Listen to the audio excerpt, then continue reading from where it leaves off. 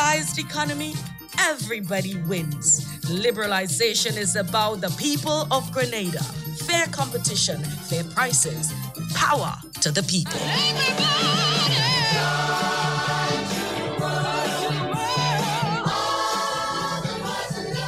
It is said that education is the key to success. The Grenada Development Bank believes this to be the truth. Hence the reason we have made it our prerogative to ensure that your key is in safe hands with us.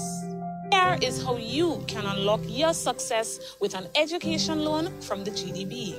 We offer you 3 loan options. We've got our regular student loan, our work-study student loan, and our special student loan. Our regular student loan is for persons who wish to pursue full-time tertiary level education. If you are a permanent employee who wish to study while continuing your employment, then our work-study loan is for you.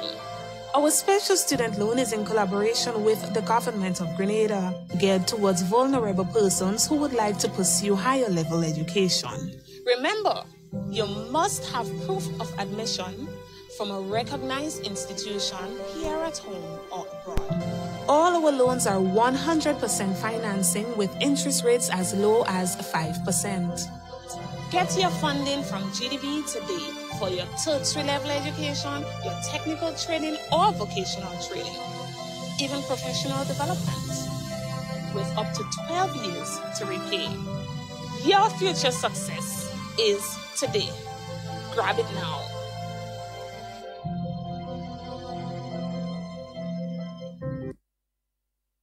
Stay up to date with all that's happening with the new national party, NNP. Send us a message via text or WhatsApp on 405-8683 with your name, email, and constituency. Stay in the know with NNP. Get updated. You're listening to Hard Talk Grenada via www.hardtalkgrenada.com. My enemy's walls are bound to crumble, and to the floor their spears will fall. I've been made and sealed with love, but time to battle, I'll find them all. I felt the whips and remember chains, but my sword has been forged by my father's flames. Fight your fears and heal your pain, and victory will be in your name. I used to be weak, but I'm not weak no more.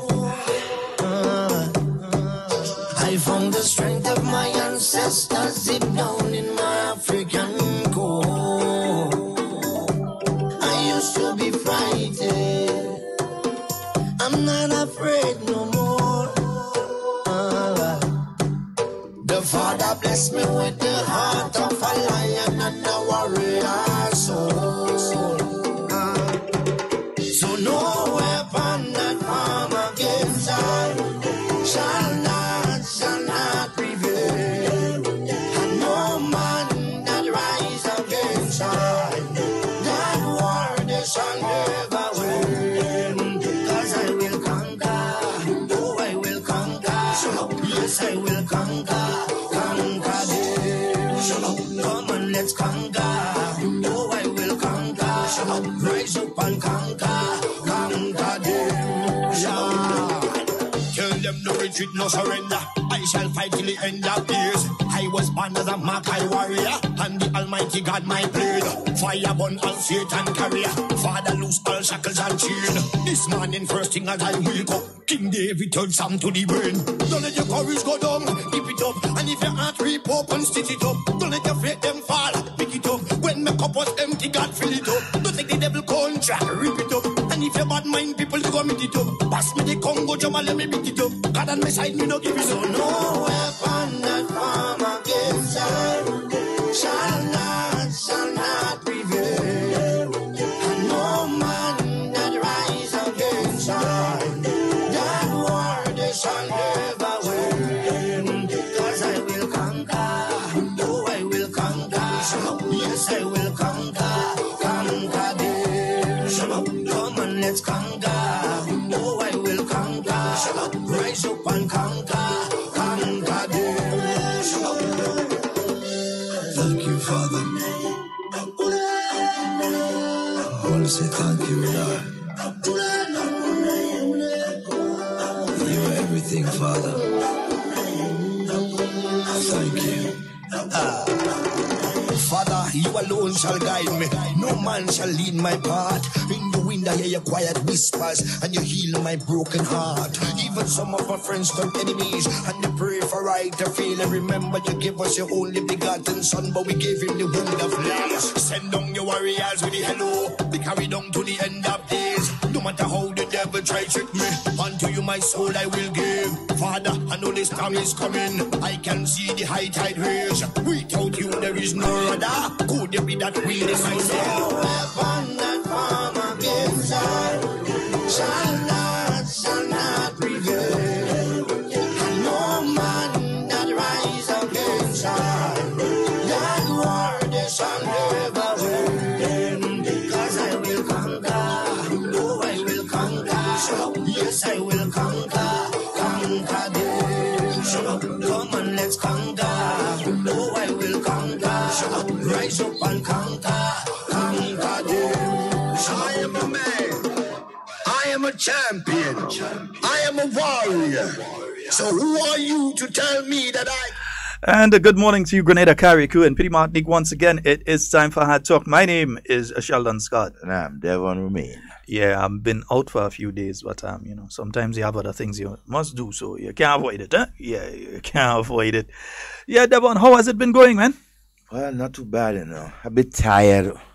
A bit tired? Yeah, definitely. Yeah, the weekend is to take a rest, man. Do like me. Take a little rest. Yesterday's Father's Day. I mean... Yeah, not even on Father's Day I could rest. Belated Happy Father's Day to everybody I didn't get to yesterday. Belated Happy Father's Day to each and every one.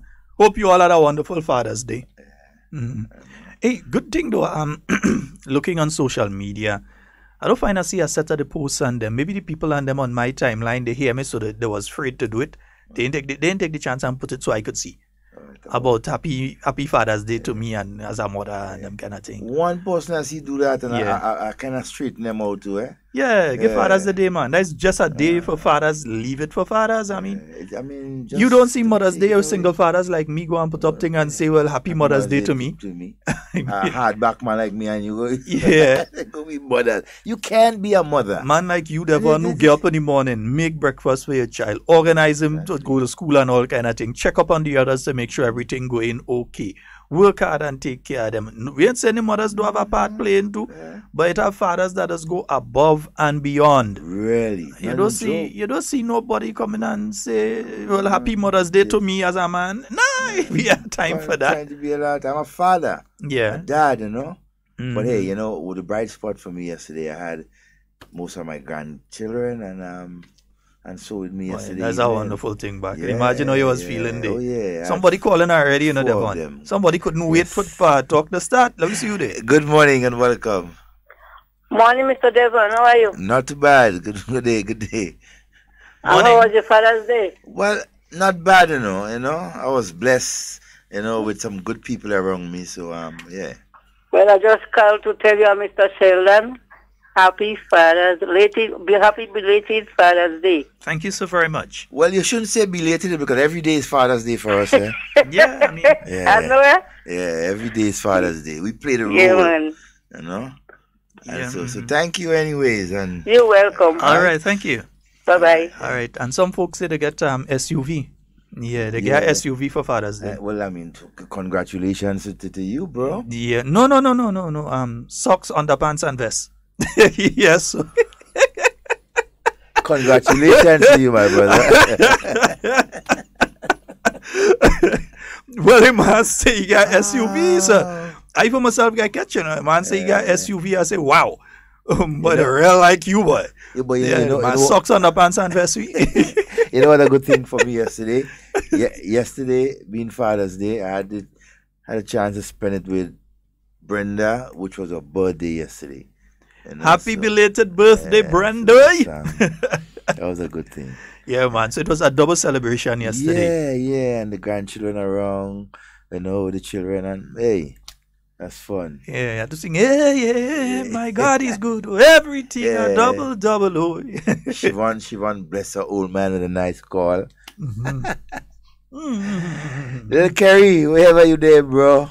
Good morning. Yeah. I had to really sit down and put you guys' music together. Little Kerry, Blacker Dan. Blacker, morning, brother. Out already, Yeah. You know, it has some artists, they think so much of themselves, they don't want to mix with people and that kind of thing. You know, there's no Blacker Dan. Blacker Dan on the bus, he conducting, he up and down. You meet him, you want a picture, you get it. You know, Short Breeze like that too. Short Breeze a guy, anywhere you meet Finbar. Finbar always children running up. That Short Pre, they want to meet with Short Pre and think they run up for the little picture and everything. And he always a nice guy with how he interacts with people. Let me see a next one who does that. There's a guy that's called Fat Boy Juice. He does bartending and so, but he does sing as well. Real down to earth guy. He does also, sometimes he does be selling dal and thing into a very positive young guy. But that's what you gotta be, you know, as an artist. You gotta mingle as much as possible with the people. That's where you get the vibes from. That's where you get your topics and you know your storyline and everything from. Sometimes as a child get a piece of talk and you get a song there one time. One time you get there. You get the hook line like if it's the lotto numbers. Morning Specky. I happened to see Specky this morning. Specky said 2 man don't mind the children. Now making all man bad in Grenada. You don't want to do them 2 man leave. I don't call it on the radio. Well, listen, let me say share. We have somebody listening from China. Yeah, Devon. Share. If that's what it does say, I don't know. Devon walked 2 steps of the Great Wall of China and he's born. Good morning. Morning. Good morning, and how are you? We're fine. How are you? Yes, well, I'm wishing all your Father's Day yesterday. Thank you very much. Yes, so take it easy, yeah? All right. God bless all you. And you have a wonderful day. All right, take care. Yeah, but I see the funny. 2 steps of my climbing up. I make it. I make it. Never shame with you, boy. I make it. And you sit down, okay? Let me not laugh too much because I ain't as active as I used to be. So I might find myself in a similar situation. Man, I do blow in so. What?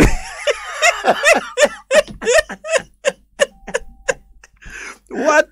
I said, Papa, you lucky in China, medical care would have been quick. I mean, the man look like he nearly got. I'm telling you.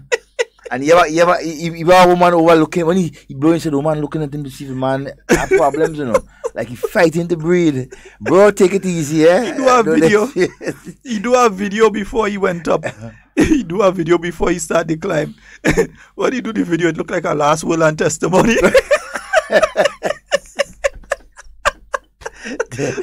Devon, in China, he can't do us nothing. We could give him real talk. All right, yes, I'm just waiting on the results from the Ducks cricket competition over the weekend. Yes, Shoma, brag, Shoma. Yeah, South St. George beat St. George Northwest, so Duck Team Gelix. Yeah, Duck Team Gelix. But Duck wasn't there. He wasn't there. If he was there, he'd have guided the troops. Yeah. So men and women of steel. Yeah. Yeah, I love that. That was a nice. I was there for part of the game on Saturday night under the lights up there at Bojeju. Was for part of the game, and was a nice vibes. Nice vibes, music and you know, like back in the day where you call Fet Match. Yeah. Oh. Like you go and you're having a little party, so you have music and you have food and thing and drinks and so on, people playing cricket and things. So it was a nice little vibes. Yeah. So that took place at Bojeju playing field. I know that you had St. David against St. Andrew Southeast, and you also had St. Patrick West against St. John on Saturday. Those matches took place at 2 p.m. But we're waiting. Main office, all they should be listening across there. We're waiting on the results. We should get the results in a while from there. Devon, otherwise, when it comes to sports over the weekend, some shockers in the World Cup. Yeah, boy, that World Cup. There is no pan cup now, boy. That is not more than 10 cup. Boy, Germany. That World Cup dread. You remember that enamel cup? Watch. Yes. Somebody, man. I want an enamel cup. The last place I see one selling was in Guave. I see one in Guave. I think it was by Dominic's. Somewhere in Guava, I see a enamel cup selling. I think I want back one of them enamel cup. From now on, I'm coming inside with an enamel cup. I think that whole heat, real heat. Yeah, you can't beat them. You know them little white or light blue enamel cup with the little blue rim on it. Nice, yes. Them tin cup. You getting cold, you know? Yeah. I think I want one of that. I think last place I see one a good while ago was at Dominic's in Guelph. I know. I think Purcell had some. Purcell may have. Purcell had some. Yeah. Them enamel cup and them. Yeah. I feel I want my enamel cup. These are the places you'll definitely find things like that. So we saw Germany, the defending champions, going down to Mexico. And I'm a team, Yeah, and although I had a jump ship and back in Brazil, but I back in the wrong team still. No. Brazil had a 1-1 with Switzerland. Mm-hmm. I know the English team tell the pilot to go see him just now because they may last him long. So. Yeah. And then you had a couple of games again, if I can remember. But a pretty exciting weekend of football. Mm-hmm. Anyone have a scorecard? Senators. Yeah. Let's see how the games went, and so we can update the people about, And I'll try to do my best on a daily basis as we come in to give information about the World Cup. Let's say a good morning to all of the MPs, members of Parliament, starting with Carrick Wempity Martinique, the Honourable Kindra Mathurin Stewart. Before the election, we kind of told you we'd be calling her that by now. Yeah. So we kind of know what you're talking about. So anyway, definitely, the Honourable Kindra Mathurin Stewart, a glorious Grenadian good morning to you, my dear. I'm hearing a lot of nice things coming out of Carrick. Hearing a lot of nice things. Kindra, hearing a lot of nice things coming out of Carrick. Remember, I have real relatives, they have uncles, they have aunts, they have cousins. Yeah? So I'm hearing a lot of nice news coming out of Carrick. Nice? Beautiful. Right? So the Honourable Kindra Matthew and Stewart, if we come down to the north of the mainland, we have the Honourable Anthony Boson and we have the Honourable Pamela Moses. Yep. Yeah? If we come down, let me hit St. Andrew first and then we go to the West Coast. Mm-hmm. So we see pretty exciting things going on in St. Patrick's too. Yeah. Hey, listen, before we leave St. Patrick, as Devon talk about St. Patrick, and stop in St. Patrick a little bit. Brother, outside of the road project that is going to be rolled out later this year, over $100 million, that road and bridge project, you still have that Livera project ongoing. Because a lot of folks been talking about that Livera project as though it's stalled, it ain't taking place, they ain't hearing nothing. But listen, our good friend Nazi B usually plays the state of affairs at the end of Hard Talk or sometimes before Hard Talk, State of Affairs and National Report. And if you've been paying attention to it, you'd realize that those projects are not only ongoing, some of them are nearing completion of the first phase. And there are people working there. So when people talking about nothing taking place, nothing taking place, nothing taking place. No idea. Hey, Benji, you have some pictures of the Parliament building there. I've been seeing some going around. I think Straley had some on the page and one or two other people had some at the Parliament building because we opened that Parliament on Thursday, please the Lord. And staying on St. Patrick's, right? Those things we saw also too sometime last week, the Honourable Pamela Moses, and so received a donation on behalf of the people of St. Patrick's, an ambulance from a doctor. Oh, they got the ambulance for up there. Well, that's outside of the 5 that had been secured it's before. And then there are 3 that are on order now. No, not that I hear Shaggy say that. It's the truth. Yes, so there are 5 that would have already been here, and then you have 3 that are on order. So that one is outside of those. Yeah, that's outside you have of an additional those. ambulance to the people of St. Patrick's. Yeah, so that will definitely go a long way. Last time the minister was in Parliament, he spoke of the centralization of the ambulance services, where you would have, instead of calling the general hospital, and so to try and get an ambulance, that there would be one number, a short number like a 3-digit number or so, or whatever it is. You can call. You call that number and it patches you directly through to the ambulance services. Instead I had to call a hospital, who had to go and call here, call there to get an ambulance for you. You call there, they have all the ambulances at different locations. Bam, you call there, the ambulance is sent to you. So, so.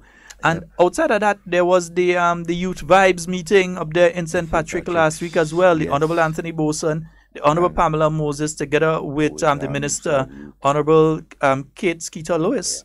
So quite a few things going on in St. Patrick for reals, man. Also, too, we saw the refurbishing and I think the commission of the skills training center right up there in Montreach. Okay, let's take a pin and we'll come back to that. We have a caller. Good morning and welcome. Good morning to the fathers. Thank you. Good morning to you, my dear. Are you alright? We good. That's nice. Madam. Yes, sir. You is okay? I'm feeling good. Good. That's good to know. All right, nice. Good enough. Wonderful. As I was telling Mr. Devons, Friday was my granddaughter's birthday. And then her father is here to celebrate Father's Day with her and her birthday. That's a wonderful. So you understand weekend. how good I'm feeling now? Yep. Yes. Wonderful I can understand. weekend. All right. But listen, I wanted a little information how to obtain a license for when you need to burn the bush. What you need to go in order to go to them. Okay, you just visit the nearest police station. And you would inform the officers there that you intend. You tell them how much land it is that you have. And you tell them your intention to burn it. There is a specific form that you have to apply with that you should be able to get there. I can't remember off the top of my head if you have to pay a fee. I don't think so. I'm not sure. But you make an application and they either okay it or not. Okay, so being as I'm in the northeast, I don't think you have any police station close. Central police station should work for you. Central police station? Yeah, right where the fire station is. Oh, I don't have to walk with my board paper now? Walk with some form of ID. Yeah. Oh, my ID. Any form of identity because... Okay, I think I'm going to pick it up one time on my way down. Yeah. All right. That's the best thing, to walk with your ID and you inform the officers because there's even a specific form that has to be filled out in order for that to take place. Although a lot of people just doing some real weird thing, but there's a proper way to do it. Yeah, I don't want no problem because I don't get my first and second cost enough already. Oh gosh. You understand? Sometimes if you could avoid burning it, sometimes it's good as well. You know, you put it in an area and you use it for mulch. Yeah, if you we need the area to plant. That is why we're trying to clear it out. Okay. All right, but do it the proper way, and I'm glad that you have asked that. Yes. So good. So make sure and check with Central Police Station. Let them know that is what you're there for. You want to light a fire and sow agricultural fire, and they'll give you the permission. Okay. Okay? Yes, sir. Thanks so much. All right. Okay. Bye-bye. Yes, thanks. Yeah.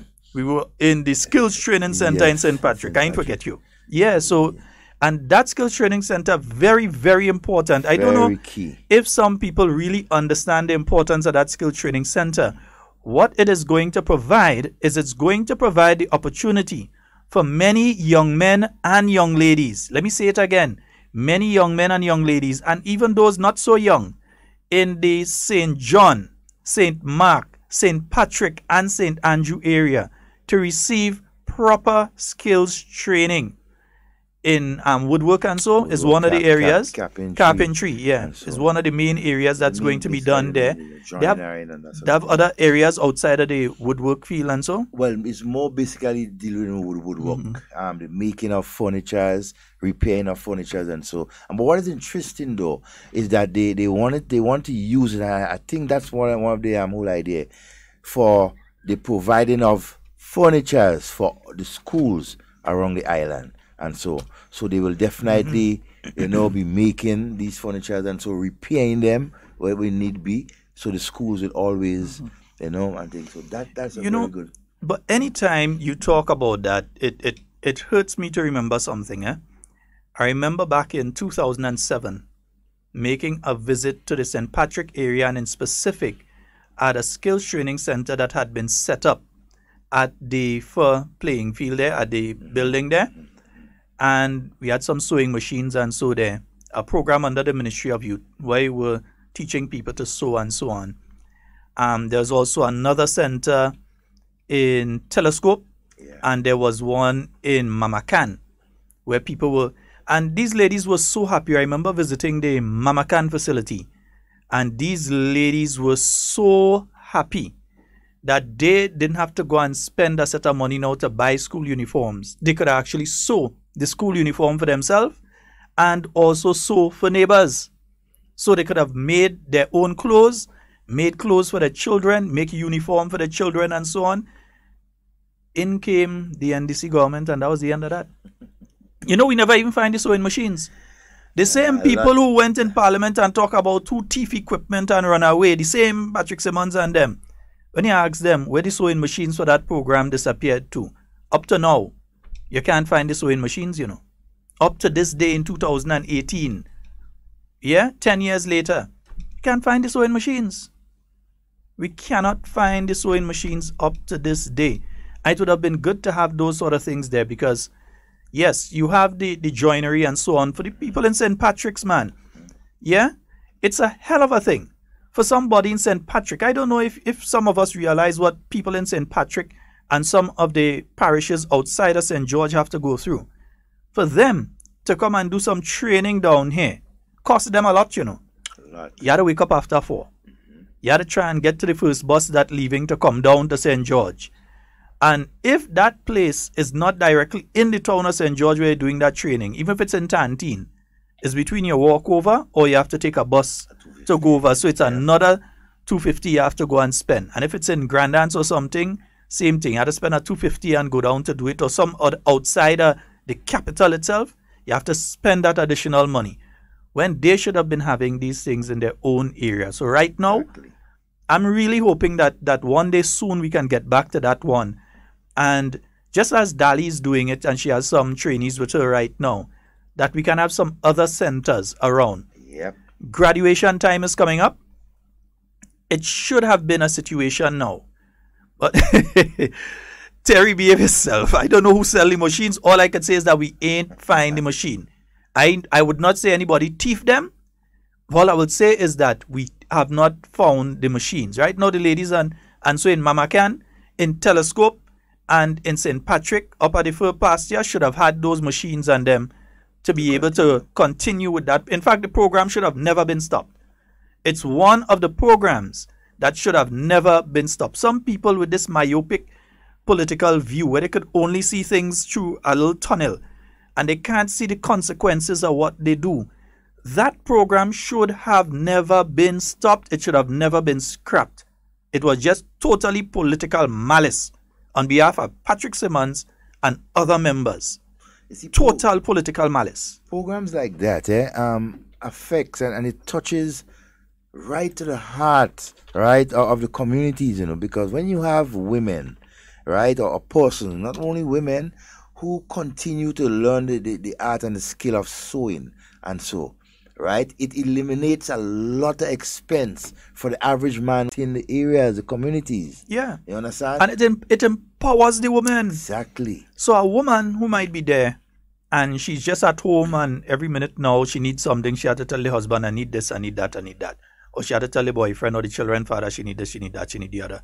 Instead of that, that woman would have been empowered. She might have been the one that tell the man, hey, hold on, get change today. I realize I have nothing to put in the car. She might be the one to come and say, she might even tell him anything about when time for this or that come around. He might just see it in the house and so on. And he knows that she made that money with her own hands and skills. Sacrifice. But instead of that, Chris and Tia behave. Yeah, instead of that, they're getting on with this kind of shit. That's yours on the phone line. Good morning and welcome. Good morning. Hey, good morning, Auntie Ruth. What? Don't call it loud, that energy. How are you doing, my dear? I'm there, and how you all doing? Oh, we good. Yeah. Well, you know, when we hear your voice, I just called in to say happy belated Father's Day to both of you all. Thank you so very much. You had a good day yesterday? Yes. I had a beautiful one. I had a wonderful day. Okay, that was good. Yes. Mm-hmm. Family is important. We hope you had a good day yesterday too. How was your day? Say it again. How was your day? It was good. I went to church and... Nice. You got the right place. And see it in church and see the fathers and them and wish them happy Father's Day and listen to the word of God, ain't it? Yeah. Yes. Yeah. But you didn't do that. You never go to church. No, I didn't go to church. Two of you all are too ziggy, no. Whatever that mean. Oh, God, well, I get a new one today. Oh, God. Too ziggy, no. I get a new one today. Yes. Why you call people ziggy, no? That mean. They don't like to go to church. Auntie Ruth, you know any patois though? You know patois? I know a little we. Yeah, okay. I realize. Got some saki fezo. I have no idea what you're saying. For me, I spent a month in Dominica, and anytime the door may understand what they're saying, they start to speak patois. The only thing. Zofu. When I say gaso zofu, I say, boys, you all mad. Gaso saki fezo. That means, boys, what happened to you all? Oh gosh. So you don't know patois. You all don't know patois at all. No. They hide that away from us. Right. All you, Well, my grandmother, she used to smoke and thing, and sometime when she there, she want to smoke, she would say, she's smoking. So ba mwe.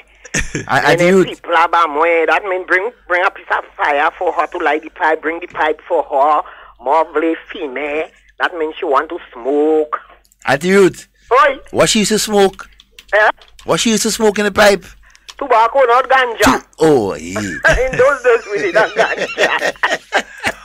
Yeah, my grandmom used to smoke a pipe too, Yeah, she used to smoke a pipe for many, many years. She used to go down in the market. I had this person she used to go to and get her tobacco. And in fact, that's something that you don't see much again. You don't see much of the elder people smoking pipe and tobacco. I don't have so many of them.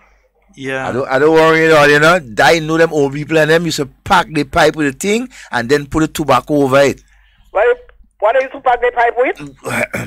I ain't taking part with what Devon getting on with dinner. Devon, with the thing? You don't see how they used to be relaxed. People and them didn't know that. They might have get if it's the tobacco leaves. Auntie Ruth. And oil. Auntie Ruth. Oil. You don't see when your grandparents and them used to just go on an evening after they come out in the land and take the pipe, pack it. You never used to pack it with them, and then they go relax and they go in the corner and take a puff. Tobacco they used to put in it. You don't know that, no? Nothing else. You don't know that you at all. And sometimes they used to drink the little liquor if they get. Right. Drink the little. You see how they used to be quiet and now this young generation, poor thing. That generation of vipers, they doing all wrong things. Why did I hear Auntie Lord have mercy. I won't say, in Trinidad, and let's be careful here, because in Trinidad, they made the statement that they had a generation of vipers coming up. And they made that about a little over 10, 15 years ago. Generation of vipers, generation of snakes. No, but they said that in Trinidad, And you know what ended up happening? Because they voiced that, because they said that, some of the guys on the street started to say, yeah, you understand, the elder people afraid us. And that is where they went and started to do a lot of the stupidness that they're doing in Trinidad now. And it just keeps getting worse and worse. You have to careful with your words there. Yeah, so if you call death and life is in the power of the tongue. Exactly. So you don't throw curses and say bad things. Thank you, you people must speak positive. So that's why we have to be careful. And they are doing wrong. You don't choke us on them family well and blah, blah, blah, blah, You have to pray for them and help them along the way. There's always a good way. If they don't take it, yes. You can't help, but you don't throw curses, So when we reach a generation of vipers, that's what you will get. Yep. Exactly. You understand? You see, and that's why we have to be careful, because the generation that we have now, the thing is that they're exposed to a lot of things that we were not exposed to. Yeah. Within seconds, the things that we had to wait until we 18 years old to know. They can find out at the age of 7 and 8 in seconds. By the touch of those young children things how they know. I am 71, I don't know quarter, no? Yeah, so we have to be careful. Before you close your eye, and especially this kind of thing that going ahead, the modern day technology and the face and the this and the that, children exposed to a lot of, things that they shouldn't expose to at certain age. I find some of them, the things they do, they're too young for it. I'm seeing my 5-year-old and he's saying some things. And he's doing some things. And he's reading some things and spelling some words that I know is when I was in secondary school I was doing. And he's 5. Yes. He's 5. Let me tell you, it's amazing. It's amazing what is happening. One long time. They stay how many days before their eyes open. The eye just do open on the side, small, and after that, a few days, they open. But now, soon as they born, the eyes open and they watching the light bright as ever they watching. They watching to see what you doing. Hey man, why doing they? No, them babies, they watching from the time they born. Yes. They want to know what you're doing. And soon they have a few weeks and you're talking to them, they laugh like Zagada. Yeah. You're gone back in patois again. No, Zagada is a lizard, a kind of a lizard that must be outside. But you see, that's patois. The thing is, when we mention patois. Mobaka parle patois. But Moka parle anglais. Well, parle when I say Mobaka parle patois, I am telling you, I am not speaking patois. Moka parle anglais. That means I am speaking English, okay? The broken one. Not the real English. Okay. What I know, Yes. Yeah. And accept me as I am. If I have to say war, and I say words or whatever, that's what I know. And once you understand, that's good enough. But see, that's hard talk. We don't focus on trying to be correct here in our English language. Queen's English. One of the things that I think we need to learn to do in Grenada is accept who we are and what we are. Of course. You see this sort of thing about, oh, you're on radio, so you're supposed to speak the Queen's English? As far as I'm concerned... Can you understand what I say? What's more important? Well, that's the thing. And say all kind of big words, and sometimes when people speak in big words, you flying over my head. I don't know what you're saying. Come down to my level. Look, English language is actually my specialty. I'm actually a student of English language. That's my specialty. If I had to teach a subject at school right now, English language would be one of the subjects I can teach at school. English language and English literature would be two of the subjects I could teach at school right now if I had to teach. Yes. But the thing is, when you're in studio, you're talking to your people. I think we need to learn to accept our language. How we speak in St. Patrick, or how we speak in St. David, or how we speak in Carriacou, or even Petit Martinique. Accept how we speak and love it and embrace it. I think no, they want you to learn to speak the proper English and just how you speak, maybe with the dialect and how you say things, And then it is quite easy to understand.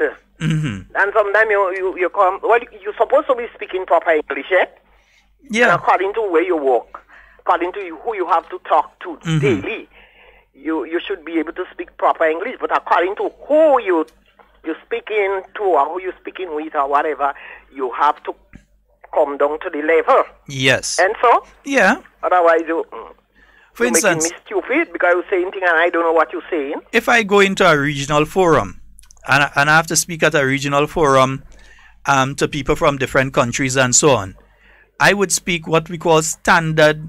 Well, I don't really speak standard Grenadian. I speak standard Grenadian Trinidadian language. I speak standard English to that level. So you open your mouth, we know where you come from. Exactly. I don't hide it. Where did he come from? I don't hide. I don't. That's the thing. I don't hide it. People are supposed to know. You don't have to fake it and do like, okay, you're trying to talk. I have many Jamaican friends, and Auntie Ruth, I've been to Jamaica maybe about 8 or so times. Spent significant amounts of time in Jamaica, all different parts of Jamaica, and I've hung out with parliamentarians from both of the main political parties there, down to the people on the street who selling and so on, or the guys who liming and different things like that. And one of the worst thing to do a Jamaican is to try and talk like them. They hate, like the minorities in them or what? It's disgusting because I hear a lot of our local artists when they go on radio and they're doing an interview, and especially some of the younger ones, they go on radio and they're doing an interview. You have to try and wonder why they're doing that to themselves. They're trying to speak as Jamaicans. I spend significant amount of time around Jamaicans. I know how they speak.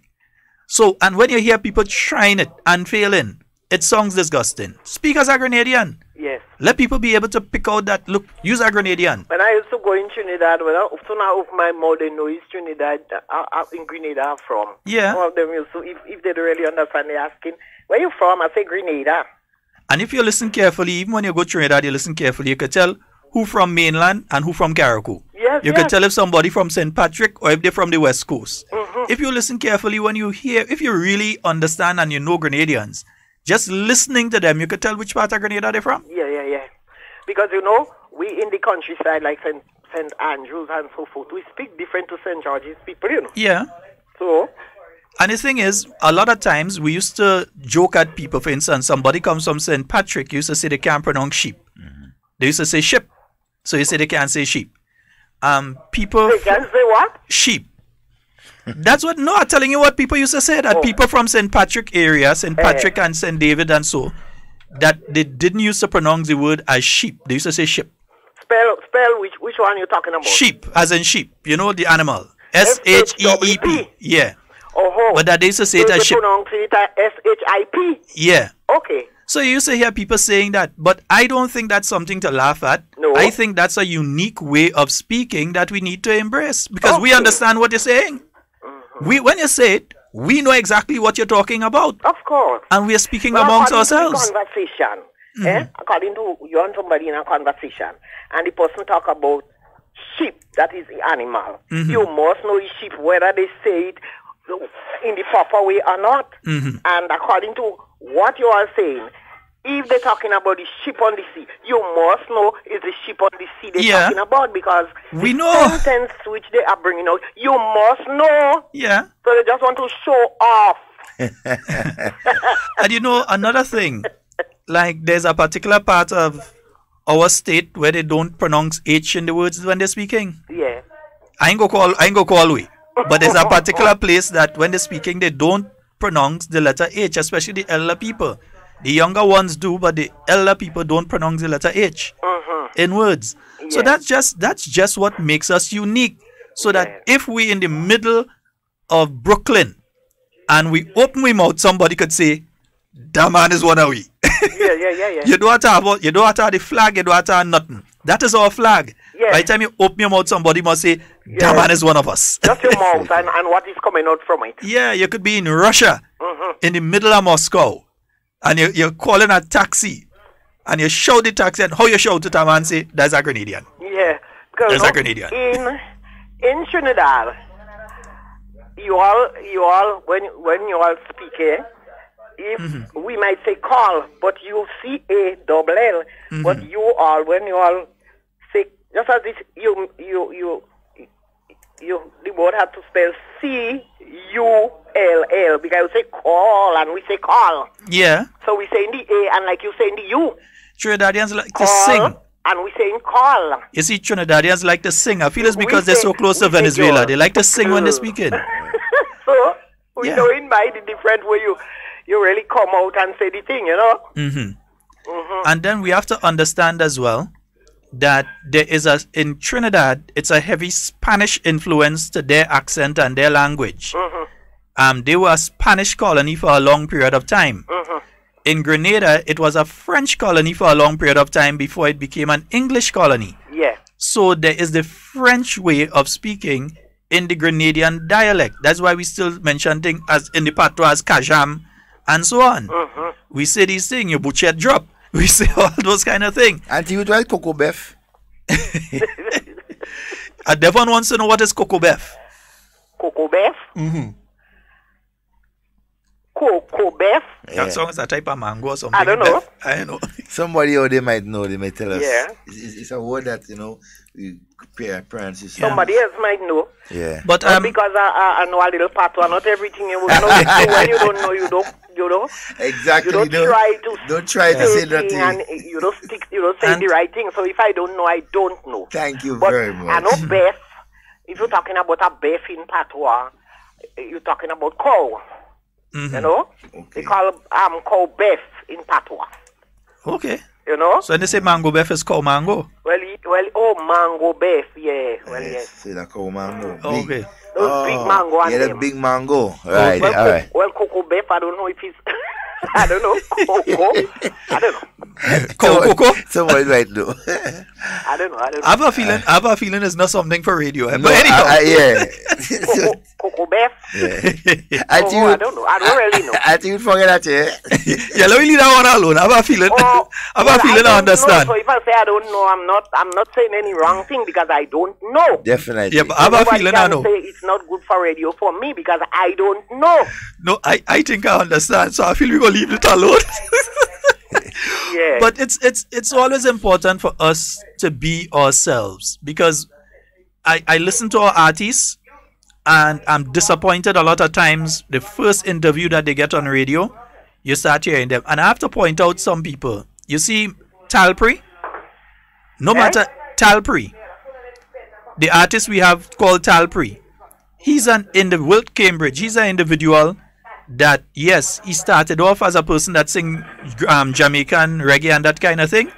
But when he speaks, it's Grenadian, you know.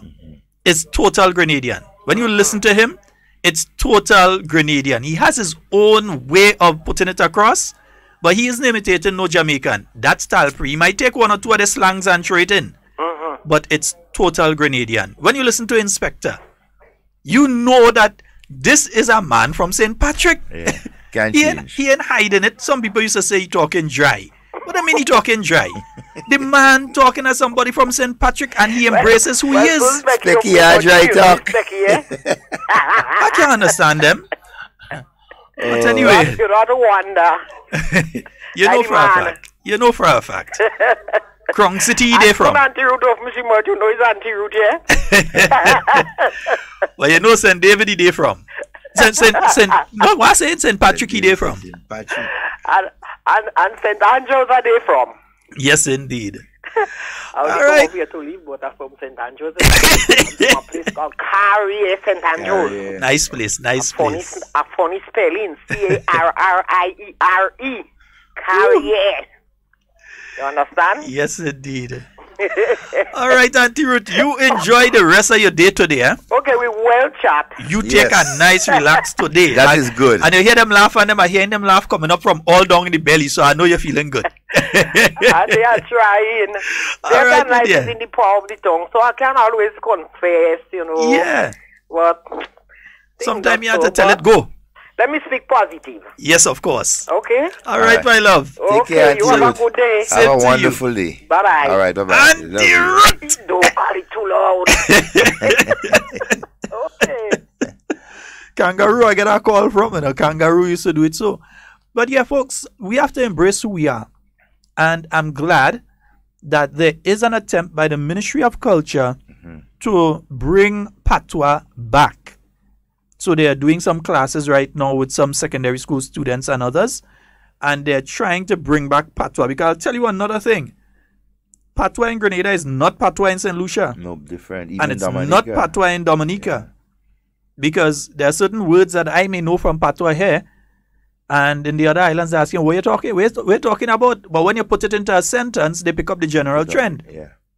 But they don't understand what you're talking about. So Patois in Grenada has its own specific. So it's like even if everybody was talking Patois in the Caribbean, according to where you would still understand that person from here, that person from there. When you say Patois in Trinidad, it's totally different because Patois in Trinidad is not French influence, it's more Spanish influence. So you hear them speaking the Payol language, you understand? You know, but we in Grenada here, when you look at it historically, we have been colonized by the French, the Spanish, the English, I think the French twice. If I'm not mistaken. We had more French than anybody else. Understand? So you see the sort of differences in the way of life. Look at the names of a lot of places we have in Grenada. But stands out. Looking down to Trinidad, and you listening to a lot of the people who have the French influence in Trinidad, only to realize they're Grenadians. So the French influence in Trinidad came mainly from that group of French-speaking people or French citizens who left Grenada after the Federal Revolution, who were being tormented in Grenada and left and went down to Trinidad. And they settled in different places like up in the mountains, Parmin, and these different places. A lot of these people, and they have Grenadian ancestry. Yeah? So Trinidad, they really Trinidadian. Good morning and welcome. Yes, good morning. Good morning, sir. I've been listening to you for a while and just decided to join in your chit-chat. Thank you very much, sir. Yeah, Devon, you might be speaking about Kakabef. Kakabef. Yeah, that is cattle dung, cattle shit, Kakabef. Because Kaka is feces, and Bef is cattle. Okay. I don't know if you remember, Devon, you're supposed to would have known an individual who was a great orator and also a political activist, Kakadimo Grant. Yes, man. The star one. You know that the revolution wanted school after Kakadimo Grant. Yep. But the story is told that after they write up all the signboard, bearing in mind we wanted to reflect who we are, they realized that Kakadimo is devil shit. So they didn't bother to call the school the name Kakadimo anymore. No, just but Grant. Call it Grant. Just Grant, yes. Grant School. So who we are? You know, a lot of years I've been trying to bring back patois. Mm-hmm. I think there are some languages that die in certain area. My mother still speaks some patois, always trying to explain to us what it means. I think this country would be much better off if emphasis is placed on French and Spanish in school. Why? Because of our geopolitical attachment and involvement and relationship with Venezuela, Cuba, and Puerto Rico. Yeah. The fact that we have several hundred students studied in Cuba. If Grenadians are able to speak Spanish, then the economy would be much better. We have over 500 Calypsonians. Could you imagine that if these guys was able to speak Spanish? Could you imagine Grenada soccer taking ways in Mexico or Venezuela? Yeah. Because of the very size of these population, we would be helping employment and the economy if Grenada seriously invests in Spanish and French. And then, by doing that, we might able to maintain some of the remnants of patois. Mm-hmm. I think that is good. I've been listening to you this morning, who we are. Yeah. I believe we must put some emphasis in our children. That area we must go in. And for people to start to recognize that a child is a gift from God.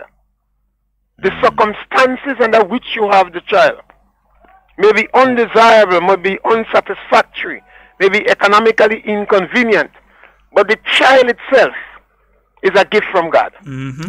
And there's enough examples around of children that born from poverty, from orphans, from parents that had 14, 15 children, from parents that had 9 children and 11 different fathers. And these children live to be extremely outstanding individuals.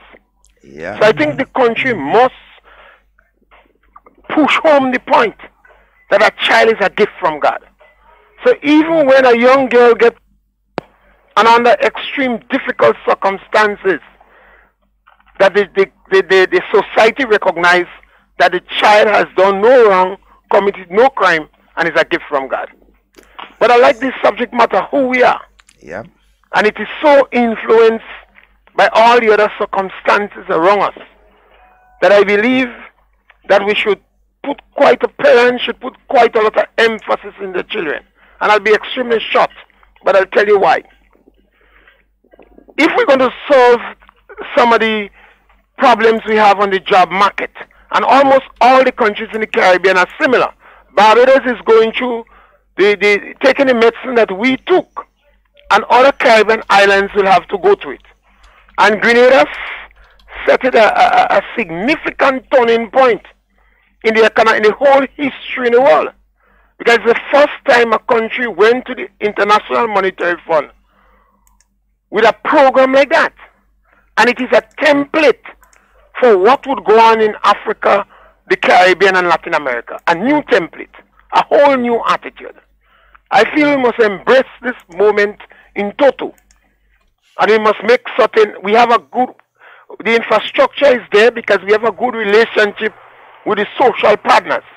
Other Caribbean countries now would be forced to build a relationship with the social partners because of Grenada's success story. We must use that momentum to make certain our children are well-educated, multi-skilled, multi-talented, and have the characteristic that makes them have the competitive edge on the market. And I just want to show the statistics as I go. And those statistics are not from any professional area, and it could be easily challenged. And I hope and pray that it is challenged. That 70% of the children that exit secondary school today do not meet the minimum requirements in the secondary school. 70%. And 80% of the children that write CXC is unable to pass English language. I hope and pray that the relevant authorities would challenge these statistics. Because if they do, we would recognize where one of our chief problems are. The education system. It is too unproductive. And we can zero in our efforts at production. And within 5 years, we will be shocked to see the result that we have. Thank you, brother. Thank you very much. Thank you very much, sir. Have a wonderful day. You know, I agree 100% with the call. I believe that what we need, and you know some people are afraid when they hear this word, but I believe what we need in the educational sector here in Grenada is a revolution in the educational sector. We still operate with that colonial mindset of creating clerks and these different bank tellers and clerks and the people who work in the stores as the to pack shelves. That is what the educational system that we've been handed down by the British still attempts to maintain. And if we do not take a drastic and revolutionary turn to how we approach the educational sector, we're gonna have a problem. I think we have a caller on. Good morning. Good morning, my friend. Sheldon, I have a question. Yes, sir. Hey, my partner. I have a question for Grenada and for people who enter in Grenada, like the Chinese. Yeah. You think it's right that the Chinese should be bringing insects in bottles to put in our rivers, like little insect fishes or whatever? No, they should not. All right. Nobody should be allowed to do that. None.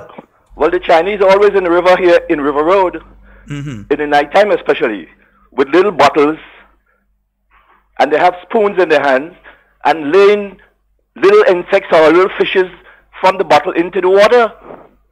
No, well, that has to be reported and dealt with Well, immediately. they've been doing that since the stage of building. If you come to River Road, you can see the amount of fishes in the water that the Chinese bring out of China and put down in the river, in River Road. Let me ask a question. What's in the bottle? Have you had an opportunity to really fish? They're bringing in fish, and it's not native fish of Grenada. And that's not happened. The whole of the river in St. George's here is spoiled.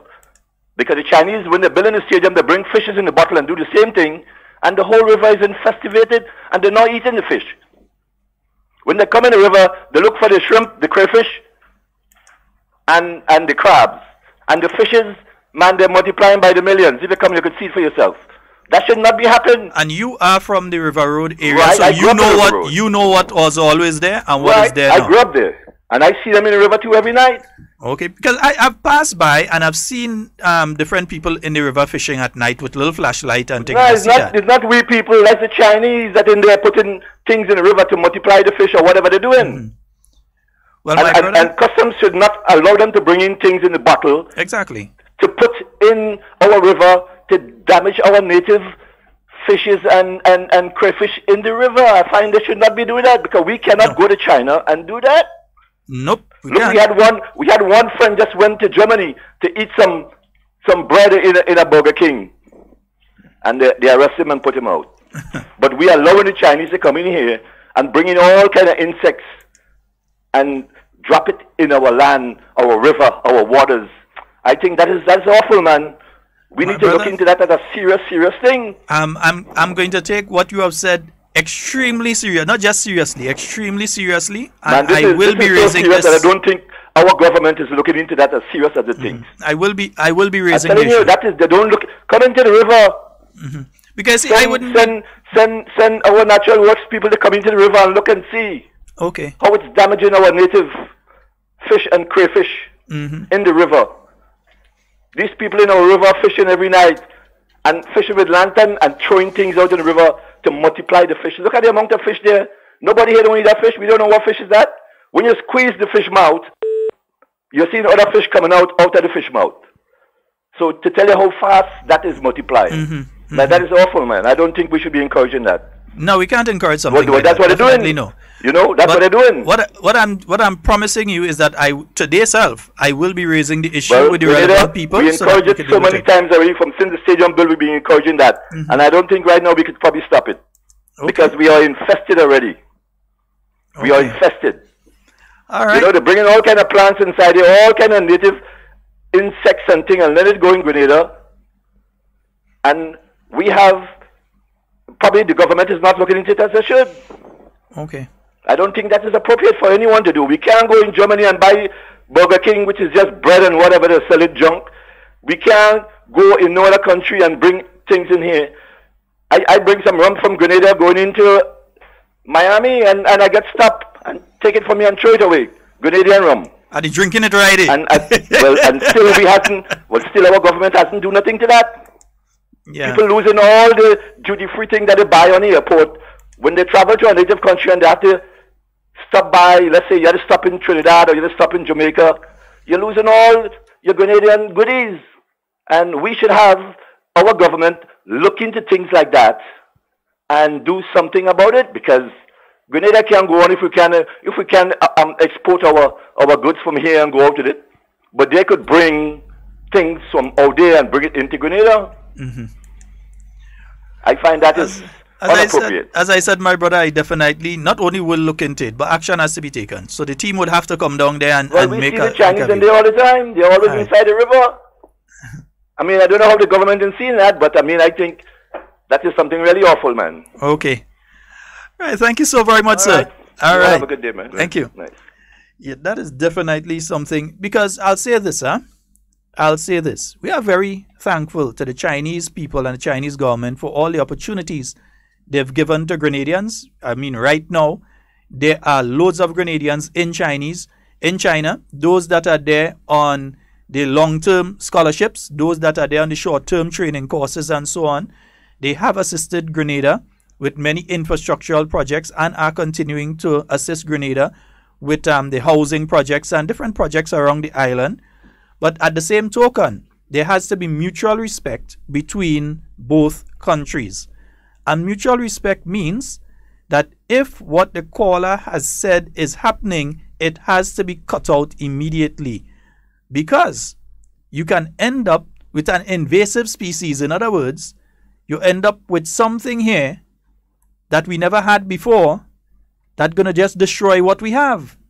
And we can't allow that. So if what the caller is saying is true, the government has to take immediate action. There's no if, what, or but about it. Immediate action has to be taken in relation to that particular issue. I asked the question as to what is in the bottle, because some little information I have, right, and so from being up in Granny Tang, and so sometimes there is what they use for bait to catch the fishes in the river, right? I don't know where it comes from or if it's insects they catch here. You see, so that's why I asked the question, what specifically is in the bottle? And I think that's what we need to know, because it can be bait used, either insects brought in or caught in Grenada to feed the fish or to catch the fish.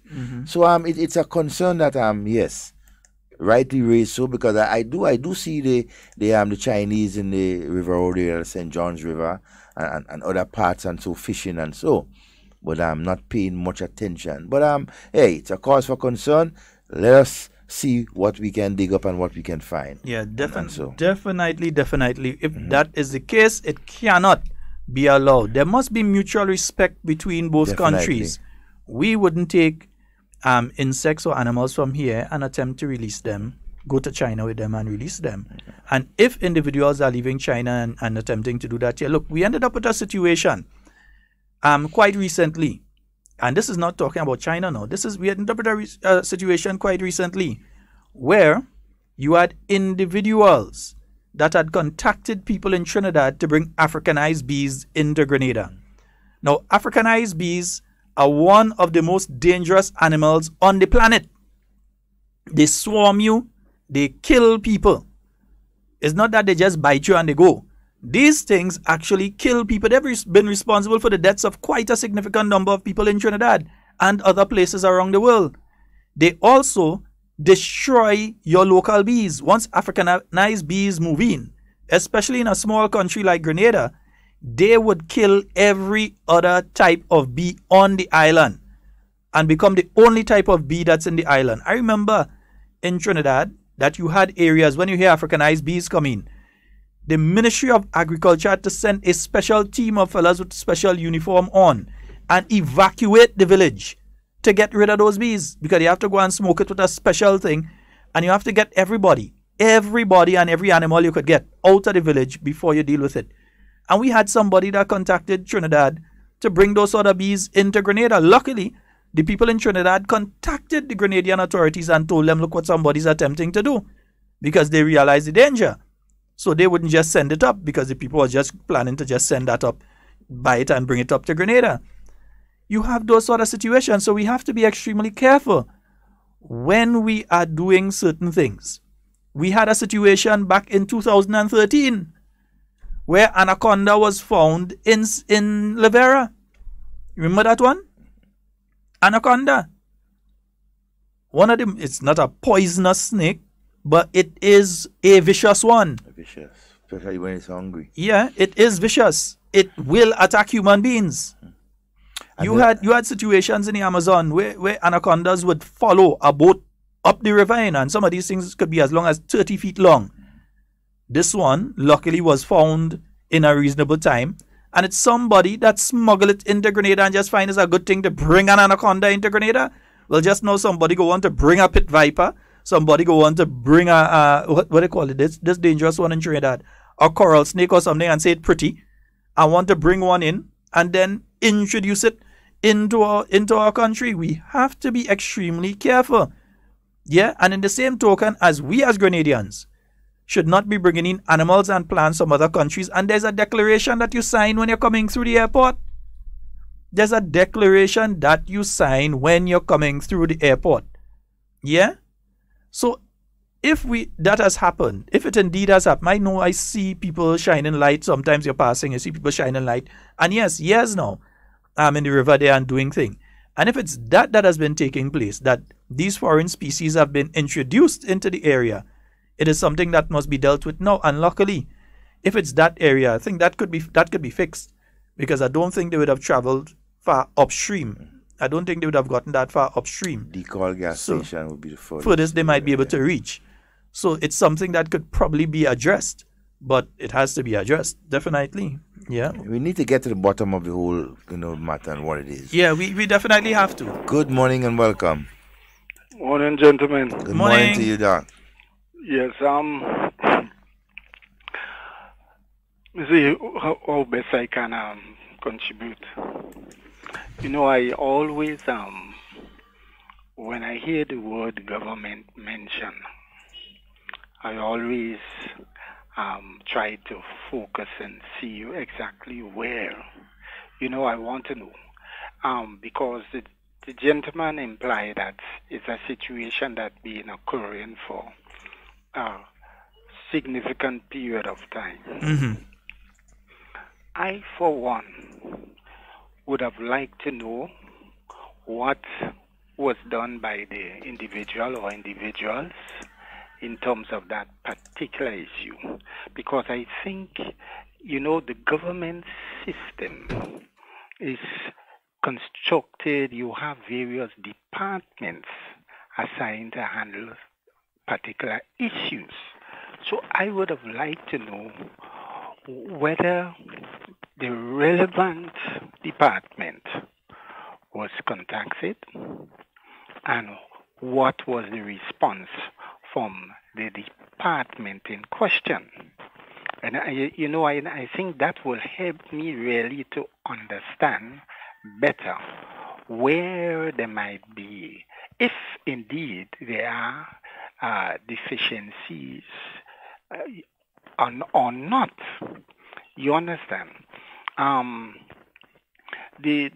So I think, often people, because, when you hear government, you often think of the people who get elected. And we are the government. The government the government apparatus is, we the civil servants are we are the foot soldiers. We are the ones who upkeep that system. So we are the ones to ensure that the system functions properly. You understand me? And it is incumbent, I think, on every civil servant, every public servant, to really know his or her terms and conditions, and the department's responsibilities, his or so responsibilities, and at least when questioned or challenged, or when a situation is brought to his or her attention, he carries out he or her carries out the responsibility to the lesser as much as is possible. You understand? And to ensure that he or her cannot be faulted for not so doing. So I think it's important that we begin to speak in terms of personnel, departments, offices, and the extent to which these offices are carried out or their mandate or is not so doing.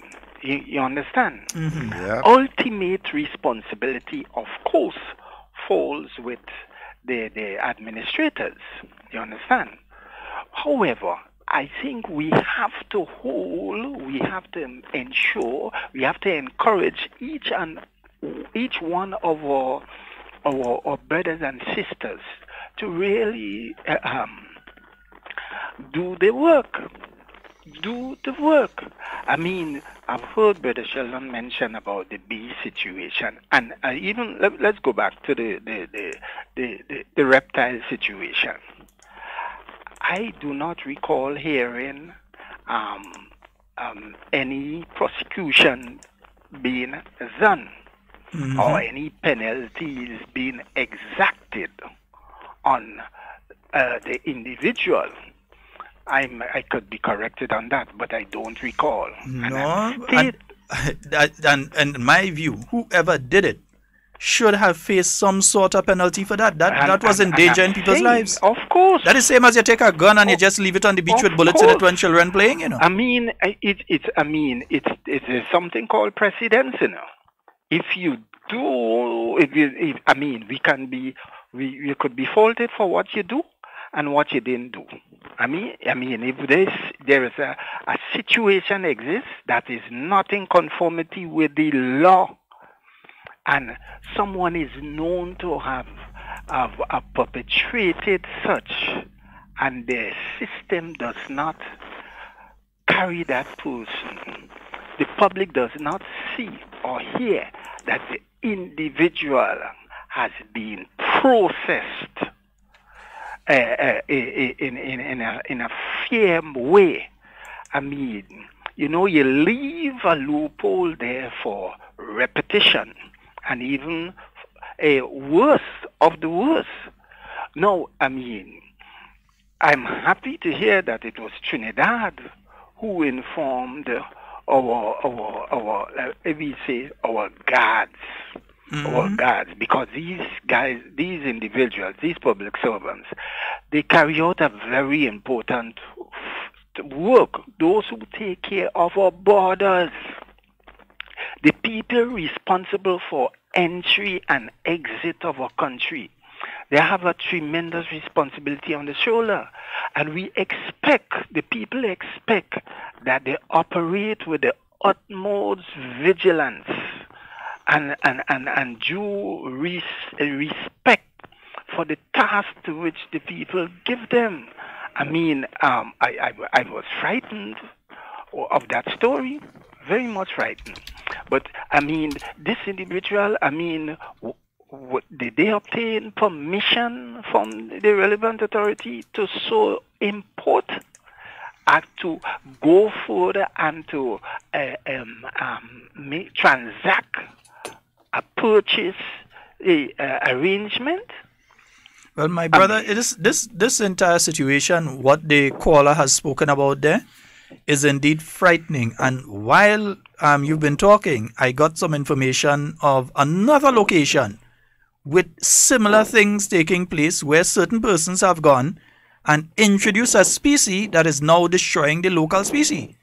And this cannot be allowed to happen. But and there again, believe me, I'm going to be making a serious, hardcore effort, because I don't want in 5 years from now, 10 years from now, 20 years from now, when my children go to the river, that is a different type of fish inside it. They can't find a crayfish. They don't know what a crayfish look like. Nothing like that. And it may have other effects, because sometimes it starts in the water, but it affects the land. My intervention here this morning is to ask us to use the challenge, the channels that are available. Mm-hmm. Let us start from the bottom and get to the top. Mm-hmm. Persons have a tendency to run to the top. There are individuals at various stages in the process, and these individuals have a right to carry out their role and function. Persons are not doing, in my opinion, I'm expressing my personal opinion, persons are not doing what they ought to do. A lot of things for selfish. Their refusal to do what they have to do may ultimately impact they themselves, their families, all of us, not some of us. And I'm simply saying, let us allow all functionaries to function.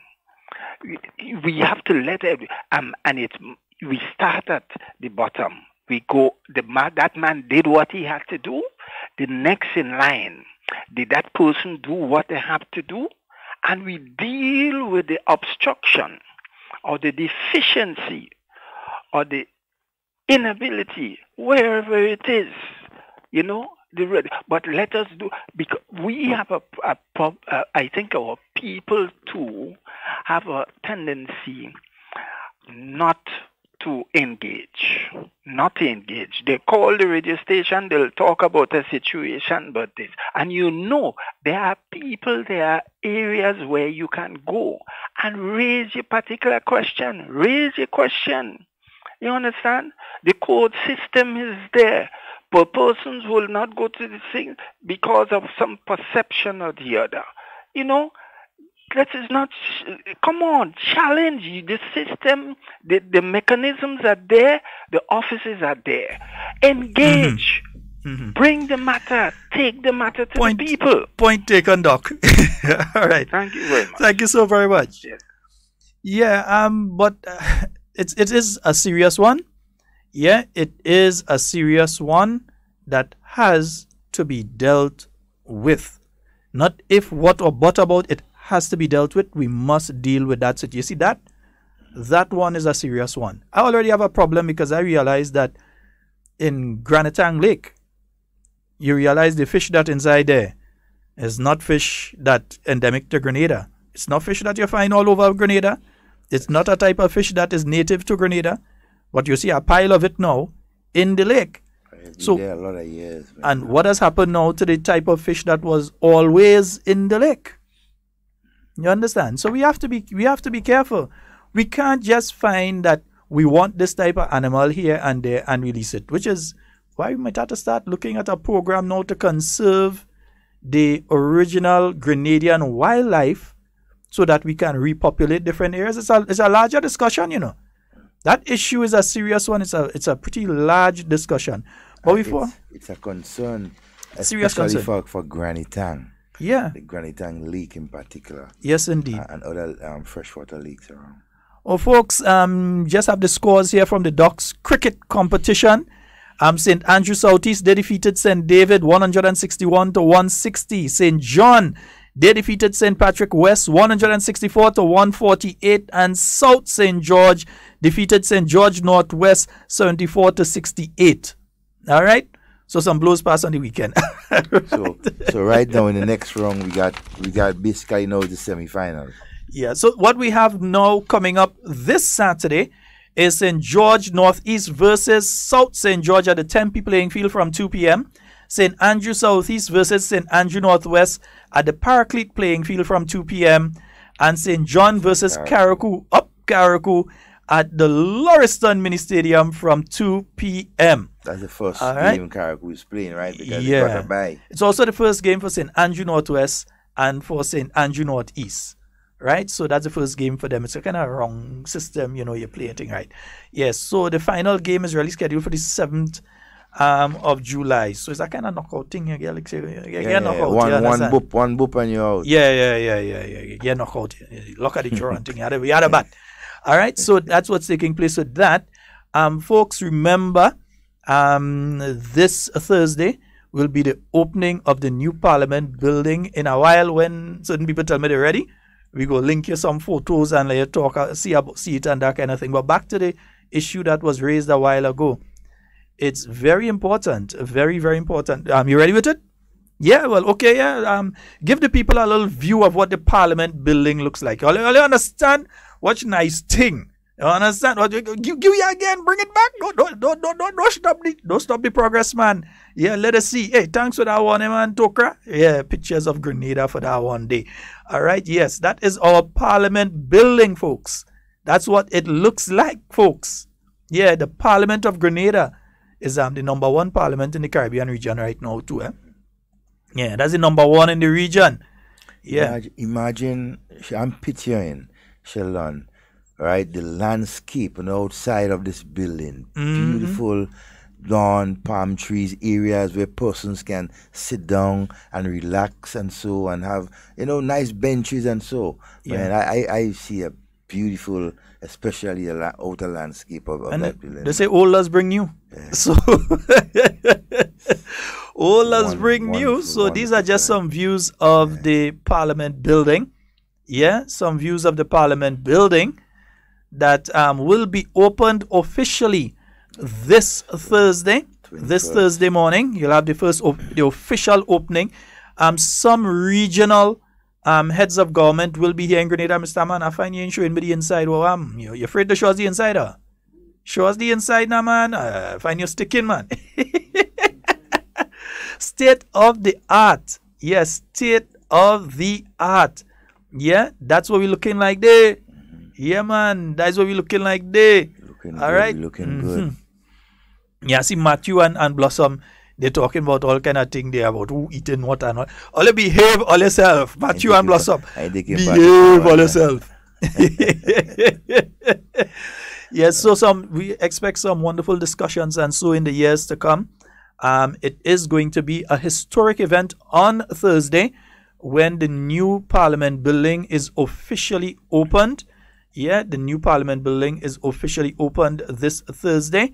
I just call it the Nutmeg Palace. Other people might have other names to it. I just call it the Nutmeg Palace. Yeah, I really like the thing. The thing looking good. We might get some more pictures and show you all in a little while. I know a man trying hard there to see if he could get one or two other pictures to show you all what's going on and thing. The man does work real hard there. All right, yeah, so that's the Parliament building. Yeah, so he's trying. I'm watching. You might have the screen save it, boy. Yeah. It taking long to load. Okay. Sheldon. Watch, I think he need memory for his computer. Somebody send memory for him. Yes, that computer need memory. Tomorrow, Tuesday the 19th, is another significant and special day in the history of Grenada. Mm-hmm. All right. In 1980. Special program? 1980. Well, we'll try and see what after the cabinet. After post cabinet. So from now, we're telling the stations we might go over time because we have to take a serious discussion in relation to June 19th, 1980.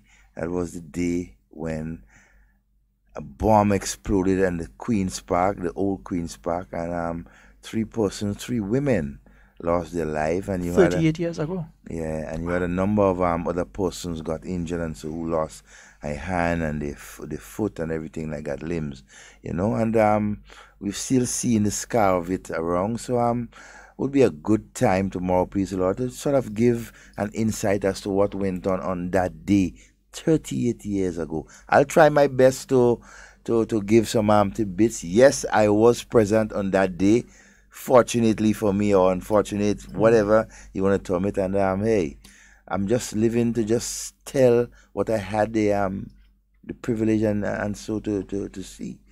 So, this man was around in nearly everything, and must be around in everything. It's just, there are some things that you can't run from. You were there, you had to be there, you have to relate the story, and hey, surely, I'm not afraid to do it. I will do it without fear and favor. Outside of that, the new National Party Women's Arm, they have a line coming up there on the 6th of July. Yeah, let me see, there's a Friday? There's a Friday, 6th of July. Yes, there's a Friday at Mount Telecon. Yeah, so folks, on the 6th of July at the Mount Telecon, the Women's Arm are going to have their lime. That's going to be starting around 4 p.m. So after you finish work, you could pass up. You'll get the world famous Felix Lambie waters. Yeah, you'll get saltfish sauce. You'll get all kind of nice thing. You get a little sauce.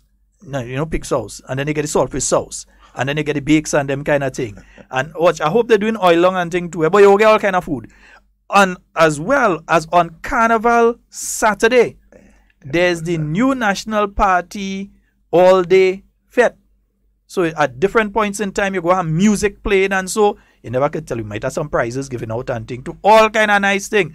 Going to be taking place at the Mount Telecon Carnival Saturday. So those of you outside of Grenada planning to be inside of Grenada during the Carnival time, make sure you put a block of time aside on Carnival Saturday. After you wake up from Soca Groovy Monarch, you take a little rest, you relax yourself, you're ready, you come out to the NNP line.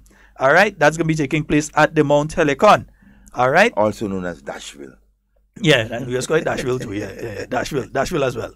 All right, nice. Wait now, Papa, what our road doing, Papa? I see somebody send some pictures of our road doing the.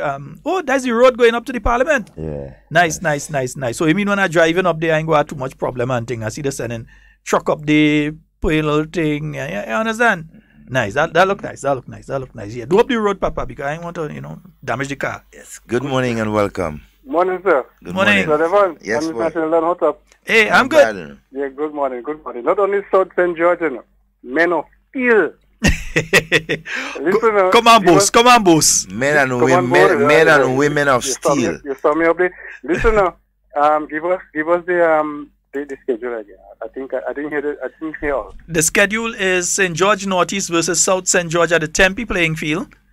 That's all of the games are on Saturday at 2 p.m. Or they'll get a whooping on that day. St. George Northeast versus South St. George at Tempe playing field. St. Andrew Southeast versus St. Andrew Northeast at Paraclete playing field. And St. John versus Carriacou at Lauriston Mini Stadium in Carriacou. They want to try that. You play now. Listen now. Them men happy to tell me on Saturday. What? Sorry, you're my friend, but sorry for you because we'll give you a whipping tonight. But we saw what happened in the end. Anyhow. Duck in the man, they will only win. Guys, see you all later. All right, boss. Right, brother. All right. Northwest star player wasn't there, so all they basically got by. Something else big taking place on Thursday, The opening of Carnival City down on the Carnage. Yeah, Carnival City opening this Thursday. And you have performances by the Back in Times band. The Back in Times will be playing in the modern times. So Back in Times band, Rootsman, Kelly, Sheldon, Douglas, Baraka, Sour Serpent, Big J, Gun, Boogie B, Jab King, and Easy, among others. They'll be opening the gates. That's taking place this Thursday at the Carnage Car Park. Yeah, you also have appearance by the 2018 Queen contestants and a special guest appearance from Trinidad's King Crazy. Admission $20. So crazy, Wow. In time to come, you would see our American black president. In time to come. Yeah, man. The man have big tune and all that thing, In time to come. Time to come. That is one crazy man, but he ain't crazy again. He don't have the energy. Listen, Edwin Ayong, I think that's his proper name. Edwin Ayong is actually one of the most intelligent Calypsonians you have in Trinidad. This guy own how much buildings and all kind of thing and trade that, you know. When he's singing and think is crazy, uncle crazy, been using the money wisely though. He own a lot of property. Yeah, broke. There's one Calypsonian. And he love Grenada. Yeah. He love to perform in Grenada. I mean, yes. For some reason, all people that come, they always, you never hear artists go back and say something bad. They always, I listened to Super Blue, happened to be a Grenadian too. Super Blue, and he was talking about the song Top Striker. And Super Blue was saying, boy, when he hear that song, he say, but if I had that, he and Marshall Montano actually talking about Lil Natty and Thunder. You know, and saying if they had that tune, now mash up Trinidad, you know. But also Carnival City, folks, that's going to be opening this Thursday night. Let me see the exact time. Wait a minute, I ain't seen the time. Yeah. But anyway, I go in online from 6 o'clock. It go out, people are wrong. Yeah, them fellas on the carnage going to be selling things and all that. We are wrong. Right? I ain't see the exact time, but it's this Saturday.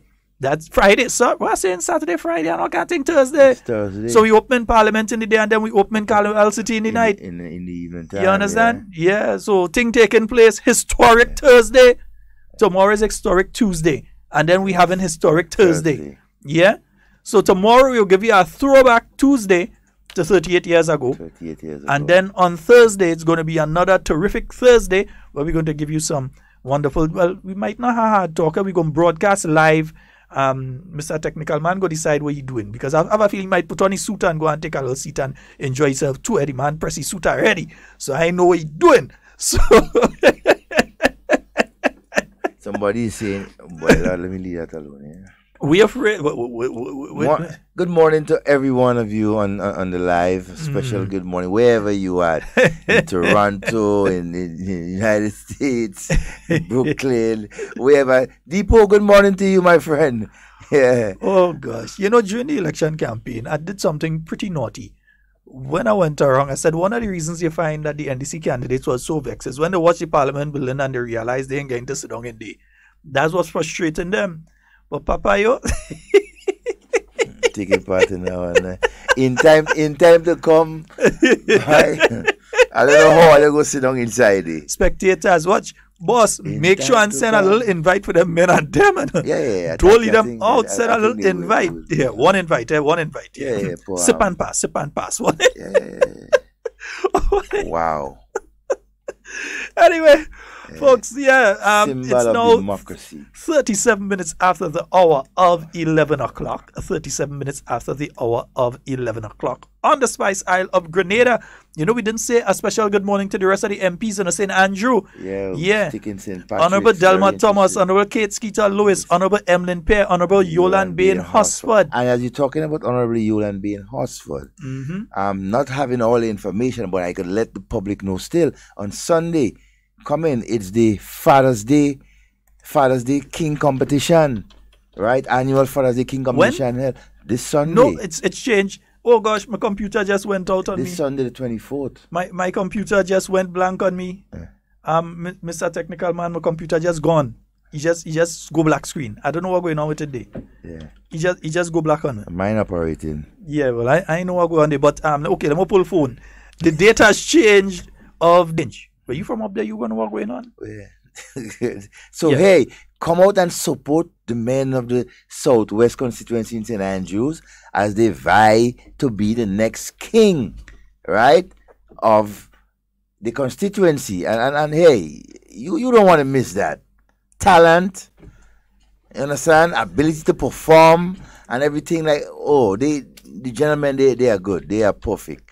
So hey, kudos to Honorable Yolan Bain Hosford in a continued effort to get persons within the constituency together, man, woman, child, elderly, especially the elderly. Must say congratulations, sir.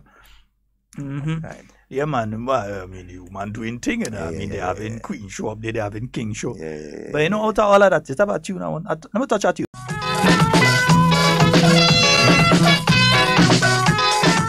Because this one is also coming up, Specky Sunday. Yeah, man. Right now, that thing on the cards for Carnival, and you see the man this morning. Yeah, Specky Sunday is coming up the 5th of August. Festivity. That's the Canadians come out to free. If you see a song in the burning sun, yo mama, that's when we are so eternal. If you really want to enjoy, as they say, you got to get a partner in a corner, drink up your whiskey, join everybody dance in the country. Yeah, it's gonna be part of the Rainbow City Festival, huh? You see how we moving, dance, always stand up, dance. You know, he has a slew of local and regional acts that will be there.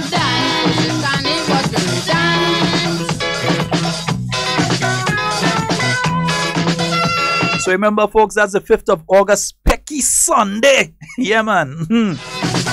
We telling you, you know, so when you come down, you're booking your thing, you know that, watch, that's Sunday, the 5th.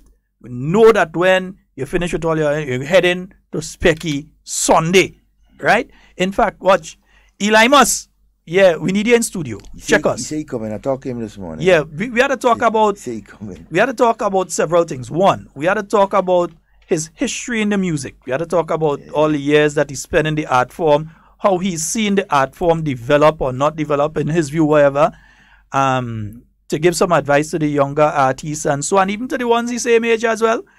And in addition to that, to speak about culture in general. Yeah, we won't with Specky, Eli Mus, Hitman, Hurricane, Roger, all kind of thing. Them spile name it was called. Yeah. I can remember that. He and this guy from damn Jamaican movies the same, that pile name, Aloysius. He and Aloysius similar name for so, right? Yeah. So Specky, you had to come in studio and talk with us. You know, an advice. I want to encourage. It's an idea from someone alive. I want to encourage all the schools, the schools in our nation, through the Ministry of Education, that over the next couple of months, and so school will be on vacation during the summertime. Usually the schools go out on the little bus tours and so. Teachers and principals, could you please make the Parliament building a stop on that tour as you go out and so at the end of the term? Call first. Right? Well, of course, definitely making necessary arrangements and so to ensure that the young people would have that opportunity to have an close up and call the Parliament a little and everything like before that. We end the program, we go give them a look around down how the inside and thing look like and all them kind of thing. You understand? So it would be a good idea, to expose our young ones at this point in time, as all of us is being exposed now to our new Parliament building, so they get involved in the whole, the acceptance of democracy. Right, in our country. It's a new beginning for Grenada. Blossom just invite us to cook up it. Devon will eat ackee. You ain't go eat the pig, the oxtail. I will eat the oxtail and thing. Devon go eat the ackee. Alright? She say a real Jamaican cook up. If you have some of the vegetarian pate, Devon go eat that. If you have the other pate, the beef pate and thing, Blossom, I go eat it. Alright, nice. Just remember, vegetarian, not vegetarian. Vegetarian, not vegetarian. I tried oxtail a lot of years ago. Boy, that was the worst thing in my life. Yeah, that is probably why I stopped eating meat. We have a caller. Good morning and welcome. Good morning. Hello. Hello. Yes, sir. Good morning. You're live. Go right ahead. Hello. Yes, caller. You're live. Go right ahead. Good morning. Morning. Yeah. Is it possible I could send out a message to somebody? Well, you're live. Go right ahead. Yeah. You're on air now. Okay. This message is going out to a girl by the name of Sheldon Williams. Mm-hmm. She's living presently now in Montgranby. Mm-hmm. Right? She took $1,100 from her father. Oh boy, partners. Huh? You see that part? That part go put me and the stations in a legal thing there because we ain't had nothing to back up what you're saying there. Yes, so you see that if you want to send a message to the person to contact you, send a message. You see the details of why they have to contact you? That know we business. Yes, because I want you to contact the father. No, let her just let the person give the name, ask them to contact you, leave a number. But you see the details. The details will put me in legal trouble. Yeah, we don't want Williams from Montgranby to contact my father concerning what she did. Okay, great. Thank you very much. All right, nice. Yeah, we don't mind you send out the message to the person, but you see, according to how you do it, you're going to put I in legal problem. And next thing you understand, and the stations, we have to kind of protect them because we can't prove what you're saying. If we are taken to court, we can't prove it. We have nothing to prove it.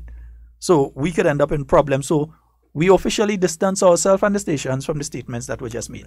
All right, nice, and we apologize. All right, nice, beautiful. Yeah, just have to safeguard yourself. Let me see who else on the line. Good morning and welcome.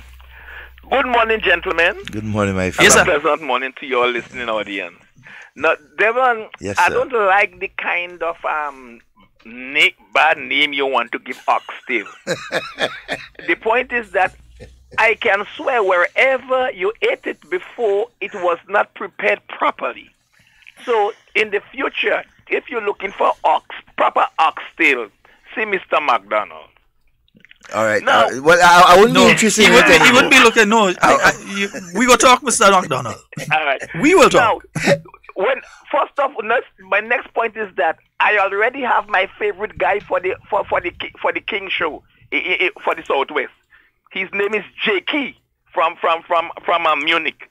I'm coming down there and back to back him with each and every bit of the energy that I have. Now, gentlemen, let me quickly get to my substantive point here. You know, I decided maybe I would have just listened, but I want to get that part of it out, that point out of my chest. It's political in nature. Give me a minute here. Now, gentlemen, I listen to all the NDC program on the radio. I listen to the Heart That Don't Have a Beat. I listen to the NDC program Release It with Mr. Godfrey Augustine. And I listen to the Eagle's Eye with your all favorite guy. Now, Mr. Scott and Devon, I come to the conclusion that Mr. Kem Jones is an agent of the NNP. I'm so convinced that I'm seriously considering making a monthly contribution to Mr. Jones' program. My rationale and my reasoning for saying this is because if you use a strategy that gets you nowhere, if you use a strategy that was a losing and defeated strategy, and you continue on the same track, gentlemen, as men with a higher level of academics, am I wrong to think that this gentleman is an agent of the NNP? The gentleman must be an agent of the NNP. I am of the opinion that we must keep this gentleman on the airwaves because he really helps to cement our position. Gentlemen, have a pleasant morning. Thank you so very much, sir. No comment. But I see it all the time. I just hear people saying, why you don't get rid of... Why would you want to get rid of somebody like Dum Dum? You want Dum Dum steady? You want them... Camille! Let me use it. Morning. You want them go? You want them stay right there? You know them go? I vex the one who used to be on a Sunday gone. Right now, she should have still be there. The Heart still have a beat? I didn't hear the beat on that Sunday. I say, no, all of them should still be there. I don't mind. Let them stay. I want them stay right there. I realized last week the deputy political leader was on radio and he was given all excuse why he should continue running as the candidate for the NDC in St. Patrick West. Well, all you think I want him go? I want him stay right there. What you think? I don't want the man move. I want he stay there. Oh. They all can stay. All of them. All 15 that run this time should stay. None should go. I want them go. What would want them go for? If you are accustomed beating a boboli on a Good Friday and you know how to beat the boboli, you want a different boboli that will break your hand when you lash it? Nah, leave the boboli you are accustomed beating. Happy hour. If you are accustomed getting happy hour thing nice, what? So you will go somewhere else and pay your money? Anyway, don't stop the progress. Lead them right there. I don't want them go nowhere. I want them stay right there. We have a caller. Let me go to the Good morning and welcome. Hello. Kiame. Hi, morning, Sheldon and Devon. Morning, my love. Well, I just tuning in. Oh. I want to do something with this one. Good morning to everybody. Well, I said all your greetings yesterday, you know. Yes, I did send you all greetings there. Thank you very much. So, you know, a day I want to thank God for the butterfly, and I'm here. Patty and Matthew, Mr. Watts, and everybody out there in America, Canada, England, good morning. Really nice this morning, very nice. And by Sheldon, Yes, my love. Sheldon people the among that Jack. Why they say Jack they cast by that place there? Too much, you know. Wow. I don't know if you have people here to that Jack. I don't know if you have people here to them Jack. You understand? So much of Jack, they all right there like what they may I back and lower down again. Wow. More Jack. That's good. We bless Grenada. We bless. We bless. More Jack. We can't stop. I'm here. I just shouldn't look at the extra. I'm going to guys sit down there with listening. I was tuning. So, go on. Devon? Yeah, darling. You there? Yeah, well, he wasn't bad enough. Nice for yeah, good. Yes. Thanks. And I don't know it, Mr. Scott. All people could looking at me and calling me Camila beggar. Calling me Camila beggar, you know. Sheldon, I've been working with me for you, man. I work in people in Grenada know me pushing the cart, selling me little drinks. And I had my job, you know. I was working in ministry. And I still used to go around and sell me little tambambal. I had my tray. I don't know how this sick-minded man that just there calling people all names. I don't know what the Prime Minister of what man someday. Calling the man all name, calling the Prime Minister and now calling no respect. No respect, this guy. Don't have the people in authority. And these people have that man just say all dirty things about people. I don't understand. I don't know why they bring back the man jacket and then you go and take all the man jacket to the closet in a bill. He have all the man jacket and he calling the man a Morocco. He don't ashamed. He don't ashamed. Me. Devon, this is the Israel want me to curse, but I won't curse him. Because you know why? I realize he wants some money. Yeah. Money he wants. You want to So he just saying things about people. Yeah, so when people answer, so you tell them to quote, you want money to buy Pampers. But I have Pampers selling. Yeah, you could. $150 for a box. You could credit he has to go and get some hard work to buy that. Give on consignment. And you are working Grenada. The road company next week go and give you name to get a job. And stop calling people all kind of names. I ain't called nobody anybody, but the biggest beggar he have in Grenada that calling people hungry and say people begging. He must go and put the name down for the road, walk by the road to get a fortnight. You get 2 fortnight. 2 fortnight you want to get. And all the people are encouraging that sending money. I have a slip from Western Union. The man tell me, fair up. He sent $1,500 for him. He calling me hungry and beggar. And about Peter David. Peter David is my friend. Peter David is not my son. Me and Peter David is good friend. But if I want something, I will call on him for one and I know I will get it. I will call on anybody in Grenada. They will assist me scamming. But that is not me. I just work. Have a good day. I have to say. Because you're the order. Tomorrow morning you could bash me if you want. Grenadian people know better than that. You're looking for confusion. Go and look for a walk by the road. You walk up me next week. Have a good day. All right, Cammy. Good morning to all the bus drivers. You know we can't get sued on nothing Cammy just say. Hey, she know what she saying. I could tell you no. And you know if it was something I'd have stopped Cammy. You know we can't get sued on nothing Cammy say just now. The jacket man? Nothing Cammy say just now we could get sued on. But anyway, instead of making the program discussion of that person, we're going on to other things. Yeah? Well, just before we as we come winding down a Sheldon, because on the whole question of the speed, the different types of animals that we let into Grenada and so.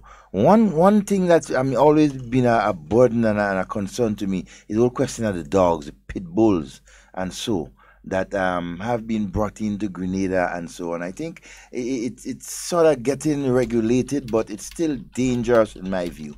And there are some of the owners of these dogs, right, in my view, keep walking the road with these dogs without the proper protection. But there is a law in place. You see, and I tend to agree with Mr. McDonald every now and again with this thing. there are some laws in place we need to enforce, man. We have to enforce them. There's a Dangerous Dogs Act. There is a Dangerous Dogs Act. So we have to enforce some of these things on them. I mean, the laws are there, and it's there for our protection. It's been put in place, and we have to enforce them. Boss man, we get the pictures at the inside, or you couldn't get them to load. You got the pictures? You get some? At the inside of the Parliament building, yeah, because we're running out of time. We had to show people the inside of the building just now. Yeah? So we're going to deal with that and thing.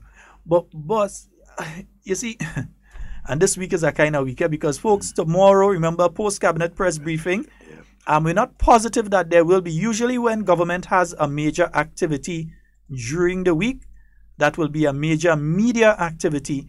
There isn't always a post-cabinet press briefing. So we're hoping that there is. If there is post-cabinet briefing tomorrow, that'll be from 10, and then we'll be having that discussion afterwards. Whether it's Devon alone or then you see me up here, because I may have to come in a bit late tomorrow. But definitely we'll be having that discussion in relation to 38 years ago, June 19th, 1980, tomorrow. Yeah, so we definitely will be doing that. And outside of that, remember, on Thursday, God's willing, before Nenny called me and cussed me, on Thursday, God's willing, we should be having the official opening of Grenada's new Parliament building. And you've seen some photos of it a while ago. We're hoping to show you a few before the program ends, so that you could see exactly what it's going to be looking like. Exactly what it's going to be looking like. Because, I mean, you know, boy, watch. And then remember Spice Mass coming up. We have the official opening on... Wait, what? They should bring Lil Natty and Thunder. They should bring Lil Natty and Thunder into the opening. Yeah, because hear that. Yeah, Ruby do. Them don't know what I'm going to do, you know. It's between me and you. Hey. Yeah, go ahead. Show the Parliament building, man. Don't fret. Show it. I love up. When I see me, girl, is a set up. As I see me, girl, is a set up. Kiss up. When I meet me, girl, is a set up. Heap up her leg. Big people think. Kiss on she head. Big people think. Check over your ass. Big people think. Yeah, big people think. Yeah, I only touch in piece set because wait, yeah, that's the tune. You understand? Nice. Yeah, folks, you should be seeing pretty shortly some images of inside. We showed you outside of the building, what outside of the building looks like. So we're going to give you opportunity to see what inside of the building looks like right now. So these are some of the views around the building and inside of the building, so that you could have a better idea of what your new Parliament building looks like. The same one they say we would never be able to build. They say how we lose funding. Yeah, but the Mexican government, they assisted. Yeah, and the government of Grenada made sure that the Parliament, every time they give us a challenge and they say they ain't gonna be able to do that, we getting it done. So that's the new Parliament building, folks, that you're seeing there. Photos complementarily photography. Yes, so you're seeing the inside, what the inside of the building looks like. It is the most high-tech, state-of-the-art Parliament building in the region. And maybe even further, I feel like I've told you, I've been to the UK Parliament, I've been to the House of Commons, and I've also been to the House of Lords in the UK. Yeah, I've actually seen sittings of them. I've been there when sittings were taking place. And the technology is not close to what we have right now. Yeah, we have state-of-the-art here in Grenada. And that's England, and we have state-of-the-art here. So definitely. So folks, we're getting pretty close to the end of today's program. Yeah. But definitely, that issue about the invasive species that are being released, definitely. It's a serious thing. And our friends in customs, that means all you have to keep a little closer eye. The thing is, according to the category of the person coming in, they wouldn't usually just go through this. If there's a person traveling on an official passport or a diplomatic passport, according to what. But this is definitely cause for concern. It is cause for concern. Yeah? Nice. What, Heather, you say stepping in style, heels for so? Yeah, you better put on your heels and thing if you're coming up on Thursday, you know, because myself go be there, Devon go be there, Nazi B go be there, God's willing, all of us gonna be there. Make sure let's see Parliament building. Yeah, man. Fupu that said Parliament building in your Fumkwe. Symbol of democracy. Yes, indeed. Folks, that's all the time we have for Hard Talk today. Definitely we'll be back with you, God's willing, tomorrow. In everything you say, everything you do, do it safe and secure. We want to be speaking to and with you. And not about you. Yeah, well, Specky say you come in. Let me throw down a Specky for them. Let me throw down a Specky. Let me throw down a Specky. I hope all you could hold that one, folks. Love each and every one of you. Be back tomorrow, God's willing.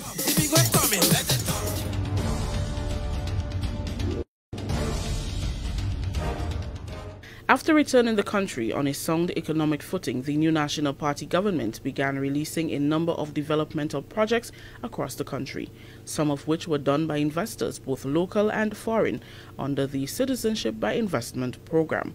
Sharia Noel visited some of these projects, updates us on the work done, and tells the story of those who have benefited.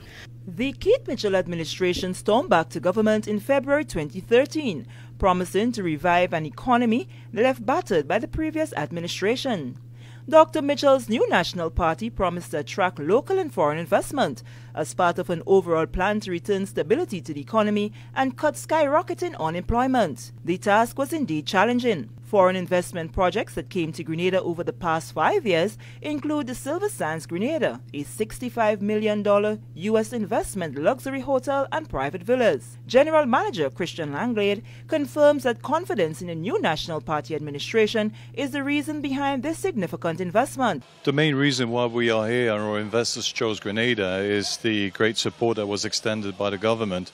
Everybody has been extremely thoughtful and attentive in helping us to settle, whether it is on a legal point of view, a social point of view. We have very close relationship with the educational system, both for young apprentice or whether it be TAMCC, even the private sector like the university, St. George's University, that have been extremely good to help. So on all fronts, we have been duly guided, and thanks to the constant support of Minister Steele and the cabinet members, the Minister of Tourism, we are being constantly guided and helped in our mission, and it's a joint effort that will definitely lead to a great success. So I'm not sure everybody fully appreciates the intensity of our project and where we are, what we are aiming at doing, but on the very short term, it's 180 direct employments, very probably an additional 120, 150 subcontractors and suppliers. And obviously, if things are going well, there's no reason why we should stop at this current investment, and would like to do more, because both we feel that the destination deserves for more and also has everything going for itself to increase again the size of the accommodations being offered and the caliber of operations. Another of the major investments came through the Citizen by Investment program that aided in the expansion at Mount Cinnamon. Director of Savvy Grenada, Barry Colomo, explains. We are going to double the size of our resort just based on citizenship by investment. And that speaks volumes. So, already we've had to employ more people because we have more rooms. Continue to offer high quality product, which our customers expect. In terms of jobs, so all of these new suites and villas have to be built. So immediately there's construction jobs, but then there's sustainable direct jobs because you have a bigger resort, and there's more work for the ancillary services. In the north of the island, Grenada has spent $4.6 million on the St. Patrick Breakwater project that employed some 30 people and returned the beachfront. Perhaps the breakwater is the catalyst, will be the catalyst, because then there is access to the water up here, which at the moment there isn't. And so it will open up all sorts of opportunities up here, and I think all sorts of development will follow. So we are very excited about it. The Olivera Nature and Beach Resort Tourism Development Project, also in the north of the island, has seen some $10 million invested to date. They are primarily from the St. Patrick Parish. So we have River Sally, of course, Rose Hill, Satyrs. We also have from Tivoli, and there are also some persons from the St. Andrew Parish as well. So we're sticking more to the northern side of the island since our project is based here. Going forward, once the project is complete, obviously once we're up and running, there will be the opportunity for quite a few Grenadians to be employed. We would need restaurant staff, we would need our sanitary and cleaning staff, bar management, front desk and receptionist, housekeeping, landscaping and farming. So there'll be quite a lot of opportunities for persons to fully join and become part of our family going forward. Another significant investment during the period under review is that of the redevelopment of what was known as Flamboyant Hotel. The new name is the Kempton Brandon Kiwana Bay, a 4.5-star international luxury beach resort overlooking one of the world's most pristine white sand beaches in Monroe, St. George, to the tune of $125 million. The Kiwana Bay project began in January 2016 and has created employment for over 60 people. Other major projects coming to the island, creating jobs and building the economy, includes the Clarkscourt Bay Marina, that has invested $45 million to date, generating 35 permanent jobs. The Point at Pitti Calavini Resort, which began in 2016, presently employs 80 construction workers and is expected to have 50 permanent employees on completion. Hideaway True Blue, a $21 million condominium development, is also well underway. Also, the Keith Mitchell administration in the past 5 years has spent a significant sum on construction of bridges and road repairs throughout the state. Construction, which has expanded considerably, has played a major role in reviving the Grenada economy between 2013 and 2018. I am Sherian Noel.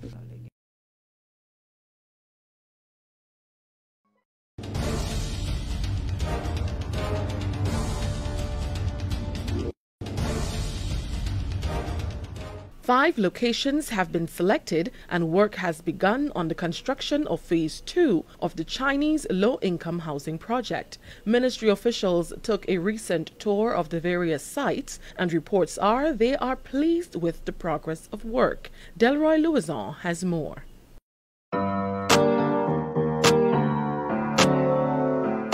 When government said that work will begin soon on the second phase of the Chinese low-income housing project, it meant every word. As you can see evidently behind me, right here in Diamond in St. Mark, work has begun for the foundation of the project. In approximately 3 years, Grenadians needing housing will benefit from affordable shelter when the second phase of the Grenada-China low-income housing project is completed. 5 sites are presently being prepared for the erection of 647 housing units. These sites are located at Corinth in St. David, the Villa in St. Patrick, Diamond in St. Mark, Bouchejo in St. George, and Dumfries on the Sister Isle Carriacou. These new sites will add to the already existing ones that are now inhabited by Grenadians in Frequenté Grand Anse, Soubise St. Andrew, and Mungay in St. George.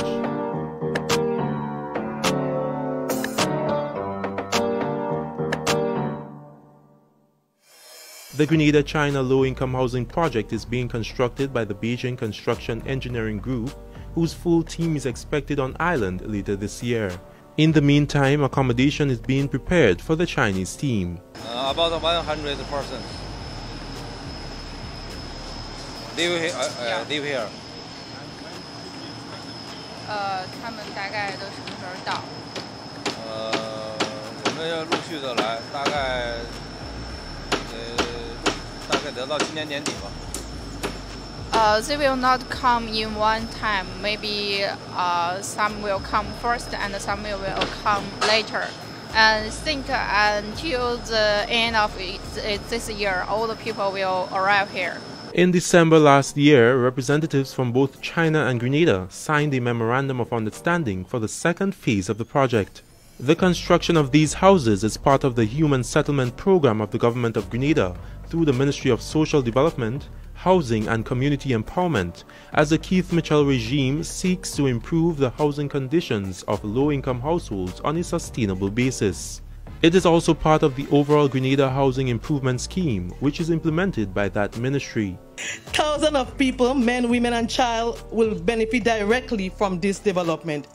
Hundreds of people will find job on the various sites for the next 3 years. So we'll have local people finding jobs as part of the agreement on those different sites. The Housing Ministry recently visited the sites and saw that foundation work is well on its way. Civil engineer in the Ministry of Works and project manager of the project, Nigel Noel, gives us an overview of the preliminary work to be done on each site before the units are erected. What we have here, this is building number 2. Okay, foundation for building number 2. So this, the formwork that you see in here is to collect the binding portion of the foundation. So they're about to cast binding here. Now the binding is comprised of 200 psi concrete mix. So that's the actual strength that you expected to have here. The ground was compacted at 100 kPa. That's the design compaction that was done by the consulting company, right? And now we are here now to basically look at if we are ready for casting that binding. I want to once again extend thanks to the People's Republic of China for coming to our assistance, for making this big impact, and for being in current. That was Parliamentary Representative for the Parish of St. David, the Honourable Oliver Joseph. His constituency will receive 226 units, the highest number in the entire housing project. Both parliamentary representatives for St. Patrick East and West, the Honourable Anthony Boson and Pamela Moses, are grateful for having affordable housing come to the historic parish. We are extremely happy in St. Patrick's today. This is well timed. We are in dire need of housing in St. Patrick's and all of Grenada.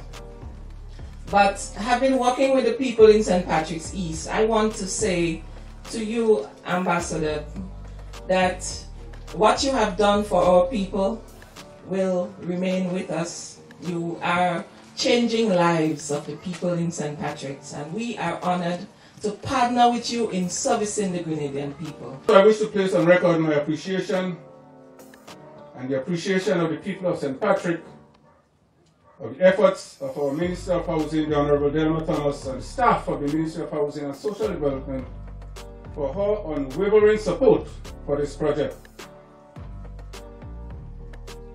Let me tell you something. This project, the villa was supposed to be the third, what do you call it, not among the first, but the Minister and the Prime Minister had a discussion after I made a strategic intervention, and they both agreed that the villa should be upgraded and replaced among the first 2 projects to be implemented. So, Minister, I want to thank you for your intervention in this matter. Apart from the strides being made with the project, what is also important to note is the friendly cooperation which both countries have developed. I think between China and Grenada will be one team. Yeah, we must have a good cooperation and work together, and also have a good relationship between the 2 countries. Reporting from the Chinese Low-Income Housing Project here at Diamond in St. Mark, I'm Delroy Luzon for State of Affairs.